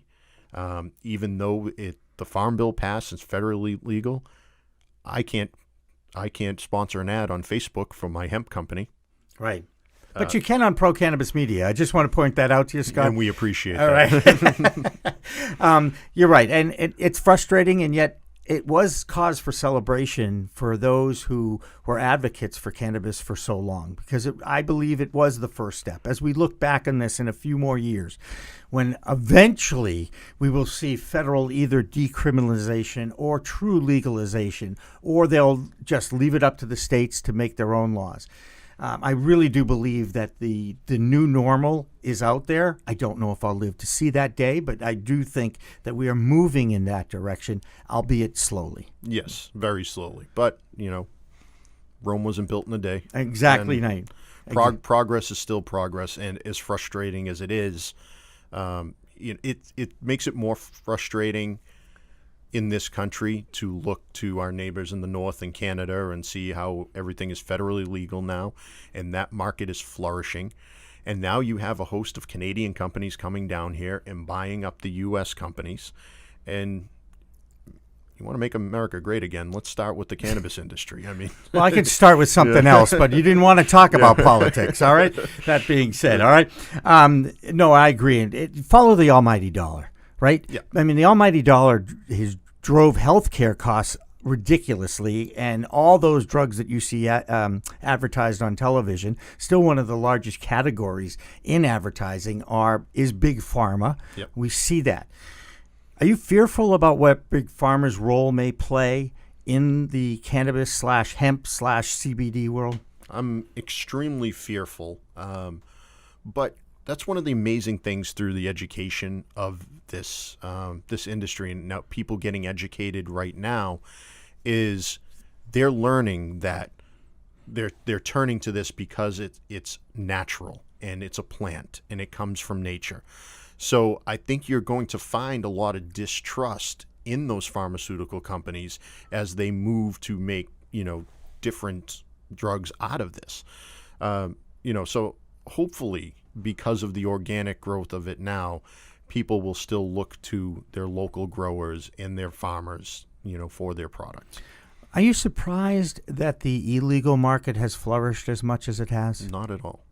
Not at all. I mean, you look at the taxes and everything. Last I checked, you go into a recreational store in Mass and it's $420 for an ounce. And what that's actually done, not only had the black market flourish, prices have gone up in the black market because now people on the street are like, you were paying $175 for an ounce, now it's $250, and they say go pay $420 if you don't like it. Right. So it's kind of funny. I saw a statistic the other day with California. I read an article where the legal market in California did $3 billion in the last calendar year. Right. They estimate the illegal market did $8.3 billion. Right. So, and Humboldt County being like the biggest provider of illegal cannabis to the country, and whatever, we can get into that another day too. They have that story alone about that. Now that I learned about that, I'm fascinated with what goes on up there too. And California, just so you know, they're a member of the United States, but they're a completely different planet. Every time I go there, the people are just different. I love California. I've spent a lot of time in Southern California. I'm not saying I don't love it, okay? Love it. It gets harder and harder to get back on a plane, especially if you go in the winter. But still, absolutely. Right? But still, it's like it's just different there. It is a different universe. The people are so laid back, and I think you find in my travels throughout the country, I think you find that a lot when you get away from New England. We are definitely the East Coast. We are definitely the biggest busybodies I've ever been around. In cynics, yes, and everything around here is go go go go, and there's not a lot of the stopping to smell the roses, if you will. Chill. We need more. We need chill pills. That's what we need. We need chill pills in the Northeast. Actually, I think we just need more dispensaries. I was going to, that when you get right down to it, you're 100% right. Scott Bettano, I think I could talk with you forever about sports and cannabis, but I think this has been great to get to know you. I wish you the best of luck in the future with the Boston Hemp CBD Company. Where can people find out about that? So Boston Hemp Company, we have a website. It's hempcoboston.com, and we are Boston Hemp Company on all social media channels. And hopefully people listening will come out and check out Boston Cannabis Week. We start on September 16th with a night of education at District Hall, and we have free educational networking events going on throughout the week. We have a great golf tournament on September 19th, and we have ending with Experience Boston, which is a live music and arts festival. So, and can check all that out at bostoncannabisweek.com and Boston Cannabis Week on all our social media channels. All right. Thank you so much, Scott Bettano, for coming in today. And best to Lisa Finelli. You guys did a great job on Boston Cannabis Week. It was a huge success, and I was happy to be a little bit part of it. So for Scott Bettano, our director, Steve Helmuth, and everybody here at Pro Cannabis Media, I'm Jimmy Young. Thanks for listening to In the Weeds. And remember, it's a whole new world of weed out there. Use it responsibly. Revolutionary Clinics is just one of 49 medical cannabis dispensaries in Massachusetts, but there's a reason why it's one of the most popular. It's their patient-first philosophy. All day long, they teach, they educate, they communicate about this complicated plant called cannabis sativa. That's true whether you visit their Cambridge location in Fresh Pond at 110 Fawcett Street or at 67 Broadway in Somerville. Revolutionary Clinics, where the patient comes first. In the Weeds with Jimmy Young is a production of the Pro Cannabis Media Group for the education and information of our listening audience. The opinions on this podcast are strictly those of the hosts of the program and do not represent Pro Cannabis Media or any of its affiliates. No medical advice is given, and any use of cannabis should be by adults over the age of 21 and used responsibly.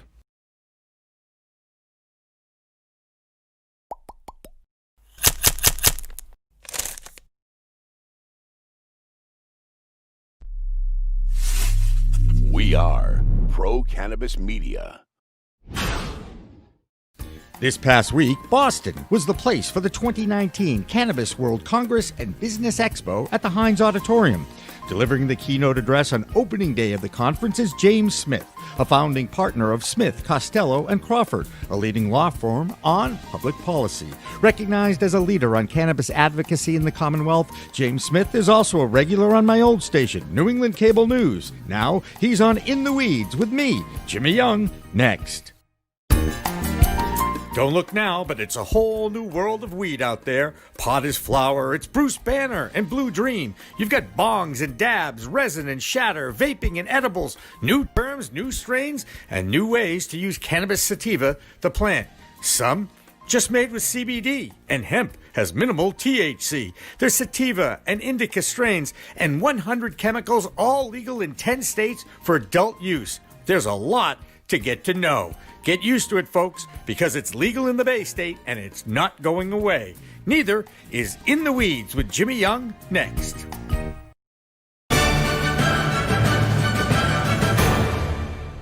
Revolutionary Clinics is just one of 49 medical cannabis dispensaries in Massachusetts, but there's a reason why it's one of the most popular. It's their patient-first philosophy. All day long, they teach, they educate, they communicate about this complicated plant called cannabis sativa. That's true whether you visit their Cambridge location in Fresh Pond at 110 Fawcett Street or at 67 Broadway in Somerville. Revolutionary Clinics, where the patient comes first.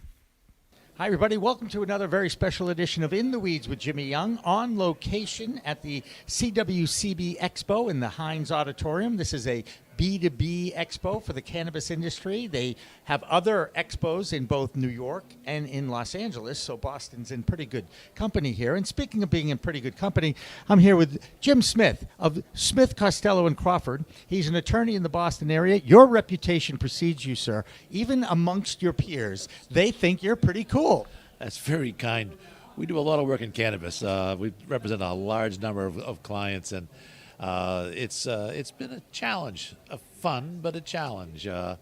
It's actually our little law firm has grown. Now we're close to, there's like 5 of us who work almost exclusively just in cannabis, and it's we pay, it takes time. I mean, getting the license, getting the regulations, there's so many issues, Jimmy, with cannabis that I've never ever dealt with a legal matter, anything like this issue.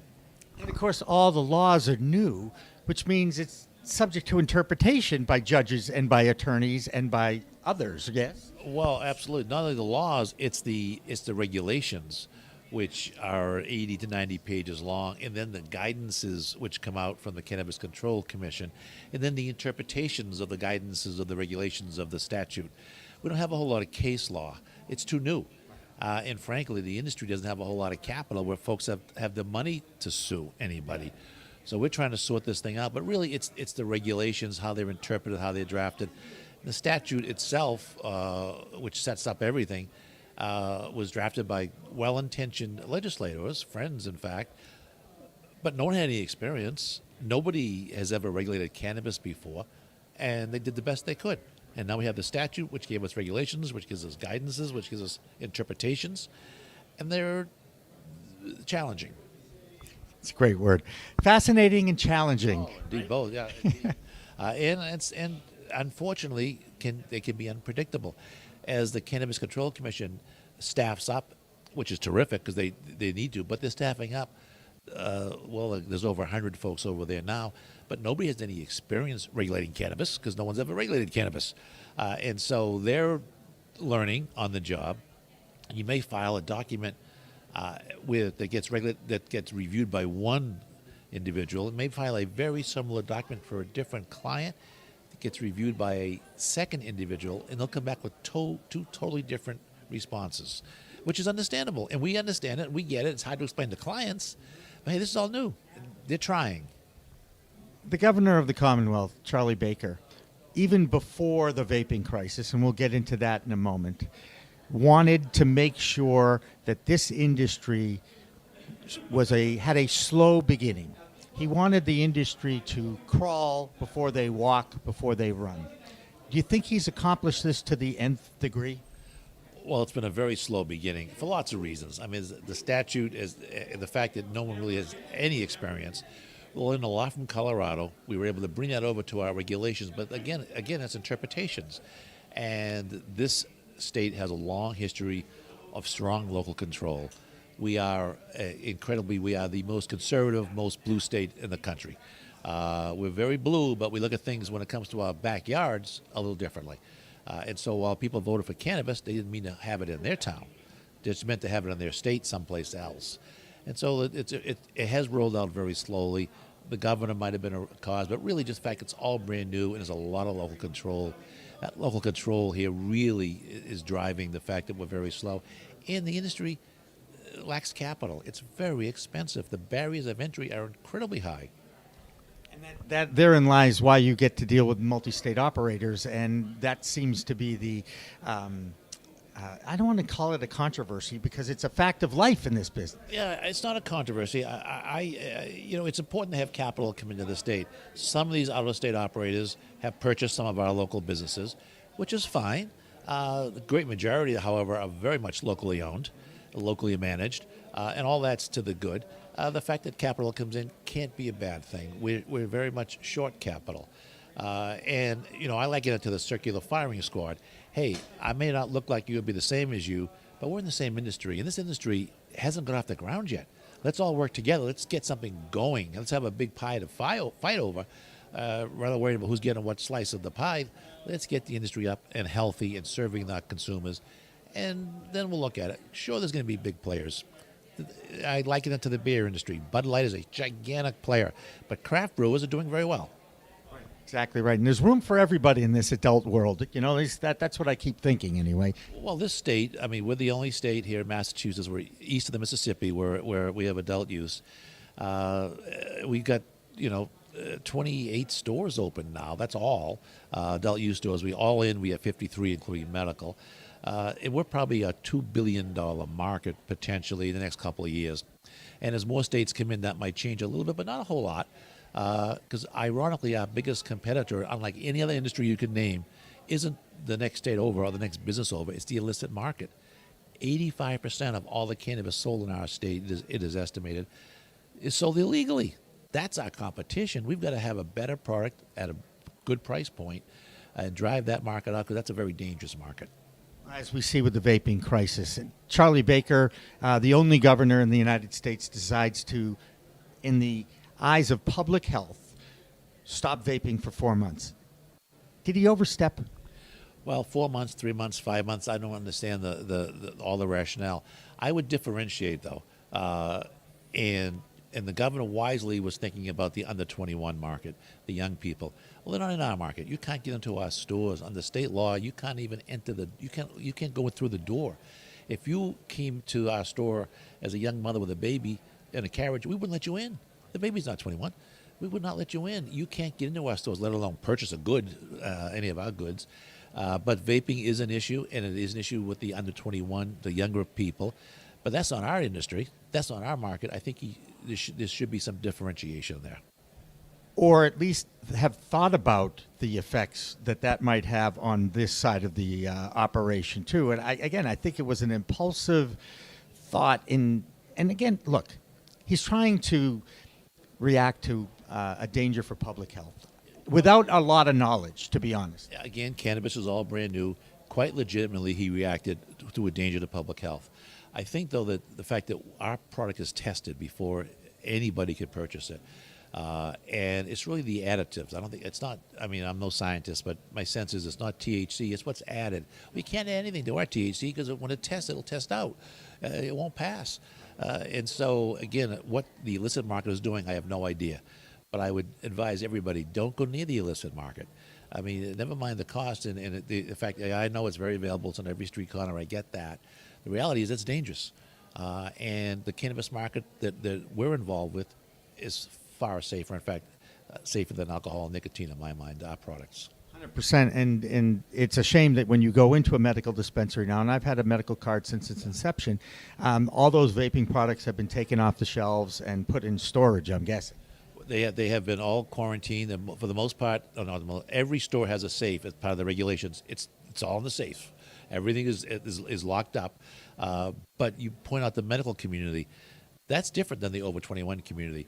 Some of those people really do rely heavily on the vaping product for health reasons, and that's another differentiation that I think we need to focus on. When I first walked into NET, it was the first thing I said to the patient advocate. I don't like to use the other word. And it rhymes with bartender. That being said, I said to him, I just don't want to smoke it anymore. What other ways of ingesting can I, try this with? Right. And of course, I walked out with edibles and capsules, and then when they came out with the vape pen, I said, wow, so vaping is better than smoking? Is that what I think? Now, Jordan Tishler, the doctor I go to for all these things, he's saying, I'm thinking maybe smoking might be better than vaping. Well, I'm no scientist. You said that. Yeah, I want to emphasize that. A liberal arts major. But, me too, by the way. But I do know that cannabis is a safe product. I do know that our markets are over 21 and that our products are all tested. And I'm very comfortable in using the product or having my family use the product, those who are over 21. It's a good, safe product, and it can be very helpful to those who have medical needs. That's very important. It's a whole lot better than a lot of the alternatives. I mean, I know the governor's worried about the public health. Opiates are everywhere and far more dangerous than anything anybody can point to, particularly in the legal market, which is not dangerous at all. And we know that there are plenty of people out there who do believe that you can treat and get people off opioids with cannabis use, including those who suffer from PTSD, our veterans. Right. What's happening to our veterans right now as far as this goes is really criminal in my mind. A number of our patients, there's over 65,000 patient cards in Massachusetts. A number of those are owned by veterans. And I don't have any exact science as to how many use vaping products, but every one of them should be able to. They're all over 21. They've all served their country. The product that they would be using in a medical dispensary has been tested and is harmless, no additives. And if those veterans need that product, Jimmy, it should be available to them. Absolutely. What do you think the next step's going to be? The courts have already said to them, you've got deadlines, maybe the procedures, you kind of overstepped your authority. Well, look, I like the governor a lot. I like what he's done, but I think that it's important to differentiate. You cannot generalize. There is a significant problem apparently with kids under the age of 21 vaping products that have additives. Well, if you're in that business, you should be out of it. But we're not in that business. We're in the over 21, no additives business, and that's a very different business. And again, as we said earlier, particularly in the medical side of this. So I'm hoping that there'll be some, and I don't blame the governor for getting, okay, let's look back, let's put a hold, let's look. Now that we've looked, we can see that, okay, this is really an illicit market issue. It's an under 21 issue. It has got nothing to do with our legitimate market. And open up the doors again for that legitimate market. Well, I'm hoping that'll happen soon. Are you hearing anything? No, other than people are working on it, and I think we've now tried to make the case that there's a series of different markets here. There's the under 21. There's the illicit, the street, and there's the patient community, which can be under 21. But there's that market, and of course then there's the adult use market, and they ought to perhaps be treated differently. You mentioned the illicit market a lot in our talk here, and one of the things that has happened in California, more mature market, if you will, is that there's more illicit market going on than the legal market. And is it because of the regulations? Is it because of the quality? Is it simply it's cheaper? And by the way, like anything in life, you get what you pay for. It's a lot of reasons. You mentioned a number of them. It is cheaper. Hey, look, it was there before. It wasn't as though we both started at the same time, because if we had, I don't think there'd be an illicit market. There's a very well established, well entrenched, huge business market in cannabis, both in California and in Massachusetts. And if you were in that business for a number of years, you say, well, why would I get out of it? Or you might even look at our legal market and say, geez, can I get into that thing? Oh, wait a minute. I need all kinds of capital. I need all kinds of regulations. I need all this testing stuff. I can't use my pesticides. I just keep doing what I'm doing. And the great majority of cannabis sold in both states, California and Massachusetts, is sold illicitly. Do you see law enforcement now looking at that a little bit harsher than, or quicker, or more carefully than they did in the past? Because it seems to me that those who have a lot of money invested in this should be urging the law enforcement to get out there and break those people. We do urge them. We very much want folks who are operating in our space illegally, like anybody, any legitimate entrepreneur would in any industry, and no different in cannabis. I think there's a focus on the larger operators, which is good. Big products, big amounts coming from out of state, whether it be from across the southern border, or more likely from the west, or even from the state of Maine, where there's a lot of growing. Wherever it comes from, they're focused on those, which is great. We want that product out of our state. Again, untested, no idea what it is, no idea if there's many additives, with how much pesticides we used. But there's so much of it. So if you get a bust, you figure, okay, that's one. There's like another 10,000 that we got to go get. It is such a huge industry. It's a multi-billion-dollar industry in Massachusetts and certainly in California. Back in the day, it used to just be, do you know the person? Do you trust them? Because you don't want to get busted. Now you want to know what's in it, how it was grown. Did you get it tested? Didn't you get it tested? And the neat thing is, I believe private citizens can go to the labs and get whatever they get tested. Not in Massachusetts. It may be happening informally. There's only two labs. There's only two labs licensed. I know one does not do it. It's MCR and CDX, right? Yeah, right. And I'd advise both of them not to do that. That's not what their license mandates. And please don't encourage that market. If you want tested product, you come to the legitimate market. We have product, plenty of it for sale. And you can grow it yourself in this state. In this state, you can grow it yourself, absolutely. And then you know what's in it. You didn't use pesticides. You know that there was no additives. If you are in control of that product from clone to use, you should feel pretty comfortable. But if you're not, I wouldn't feel at all comfortable. Very interesting. Now, I got to touch on the social equity and economic empowerment issue that's been around the town. And, of course, the city of Cambridge now with Rev Clinics, they have a lawsuit. They have this mandate by the city council. How challenging is it for these operators to deal with these host community agreements?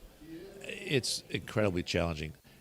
All the cards are held by the community. There's no leverage on behalf of the business at all. The community sets the zone, and they don't have to give you a license. But if you want to sign the host community agreement, okay, then we'll talk. There's no leverage at all. It's not a negotiation between equal partners. Once you've spent the time, you've got to get a host community agreement. To get to that point, you have to have a piece of real estate. You have to get it zoned. You probably need local counsel. You've been paying rent all this time. Maybe you're in there for 4, 6, 8, even 10 months, and you're in there for tens of thousands of dollars. And then the community says, well, you got to sign this document. I say, well, that's not a fair document. Okay. Next, we got plenty of people who want to come in here, and hey, we'll sign the document because unfortunately, they're so stressed financially. They want to get to the finish line, and they've invested so much. And so I often hear, hey, look, Jim, you don't have to have it signed. These other two guys have already signed it. If your guy doesn't want to sign what they've already signed, we can't do business with you. I get that a lot, and a number of communities. And frankly, in a way, they're sort of right, because those other two guys who already signed this thing wouldn't be treated fairly. But the fact is, the document they signed is illegal. It's over the statute. It's not fair. So, well, next, you don't need to be here. There'll be another guy coming along to take that very same space. So, as we listen to the 30-minute announcement coming up on the main stage, it's funny, they announced that Jim Smith was going to be speaking, but tomorrow at 3 o'clock, they're not announcing that I'm speaking, I just want to say, because people don't want to hear me speak. That's the other thing. Yeah. So let me ask you about Maynard, because as you know, in Maynard, NewCan, which is a group that a friend of mine, David Rabinovitz, is involved with, was able to get a host agreement without having a piece of real estate, without having a lease. Can that become a precedent in the state? Every city or town has their own way of doing things. This state and this region, but this state particularly, has an incredible history of parochialism, local community control. We have 351 separate jurisdictions, separate cities and towns, 351 separate rules and regulations. Every community has done cannabis differently as well. Maynard that was creative on Maynard's part, but now you've got a host community agreement not tied to a piece of property. Okay, happened in Brockton as well. But you can't go to the CCC, the Cannabis Control Commission, without a piece of property. They're not going to give you a license in some place in space. It's got to be attached to a piece of real estate. So you can get the host community agreement first, but then you need to tie down the real estate. That saves money. And that actually, Brockton and Maynard, I'm not familiar with other communities that have done it. There may well be some. That's a great model. But the fact is, the overwhelming majority of cities and towns want to know where you're going before I give you the host community agreement. Exactly what parcel of land are you going to be on. Then I'll give you the agreement. I think in all these states, in this new movement across the country, as we move towards what I think ultimately will be at least decriminalization at the federal level and giving all the power back to the states, I really do believe we're moving in that direction. There is a growing movement to expunge all the records of those who have been incarcerated and have been hurt the most by the war on drugs. Steve D'Angelo has the Last Prisoner Project. I know there's actually another group in Massachusetts that's working on this as well. Are we ever going to see this? I guess that's my question, is how, if I'm in jail and I've been busted for possession, okay, I'm wondering if I'll ever get out at this point, because the legislature has to get involved with this, or somebody has to work on getting these people out. You could probably, if that's your situation, you're in jail, you want to be in Massachusetts. So I think we can probably get you out. But it's a long, slow slog, and every state is different. We are doing a lot with expungement here. There's general acceptance of the fact that those individuals do not belong imprisoned, and I think that if that's the only. Now, the district attorneys always push back on us and say, well, wait a minute, that's what we ended up convicting them on. But there were these 18 other offenses, and we just waived those, and you pled on this one. It's a tough situation. But if it's strictly cannabis, I hope no one is in jail in Massachusetts strictly on cannabis. But the records, too, matter. We do try to expunge the records. We've done that in the past. We worked with some of the legal aid service groups. And at this very conference, we announced a collaboration with the community colleges of Massachusetts to bring folks in and train them in this industry, because there's going to be tens of thousands of jobs that need to be filled. And these folks need jobs. And not only do we not discriminate against them because of that record, we encourage them. We want to hire them. Let me ask you a question about prison reform. Does punishment work? No. Prisons are the stupidest idea ever. No.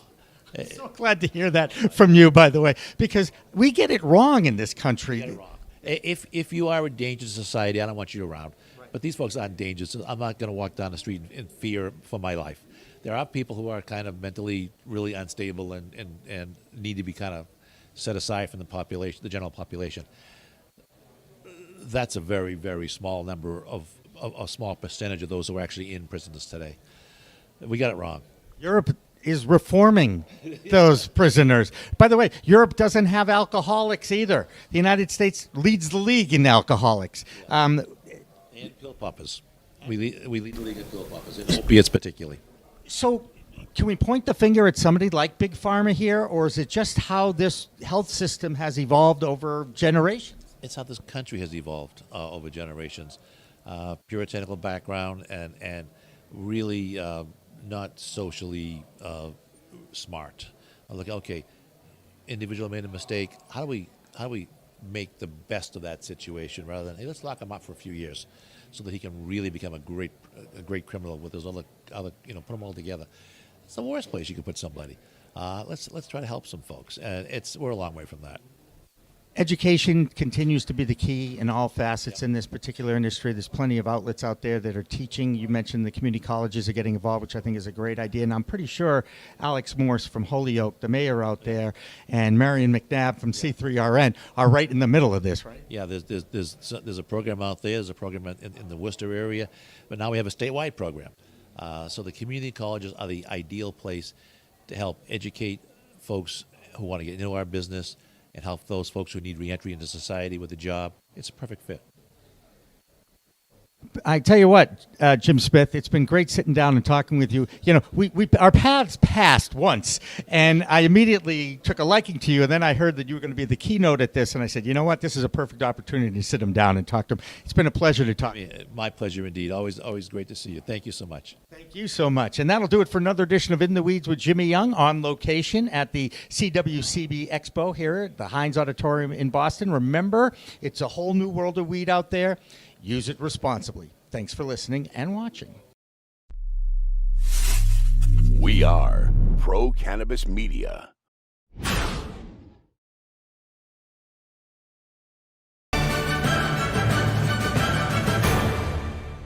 Revolutionary Clinics is just one of 49 medical cannabis dispensaries in Massachusetts, but there's a reason why it's one of the most popular. It's their patient-first philosophy. All day long, they teach, they educate, they communicate about this complicated plant called cannabis sativa. That's true whether you visit their Cambridge location in Fresh Pond at 110 Fawcett Street or at 67 Broadway in Somerville. Revolution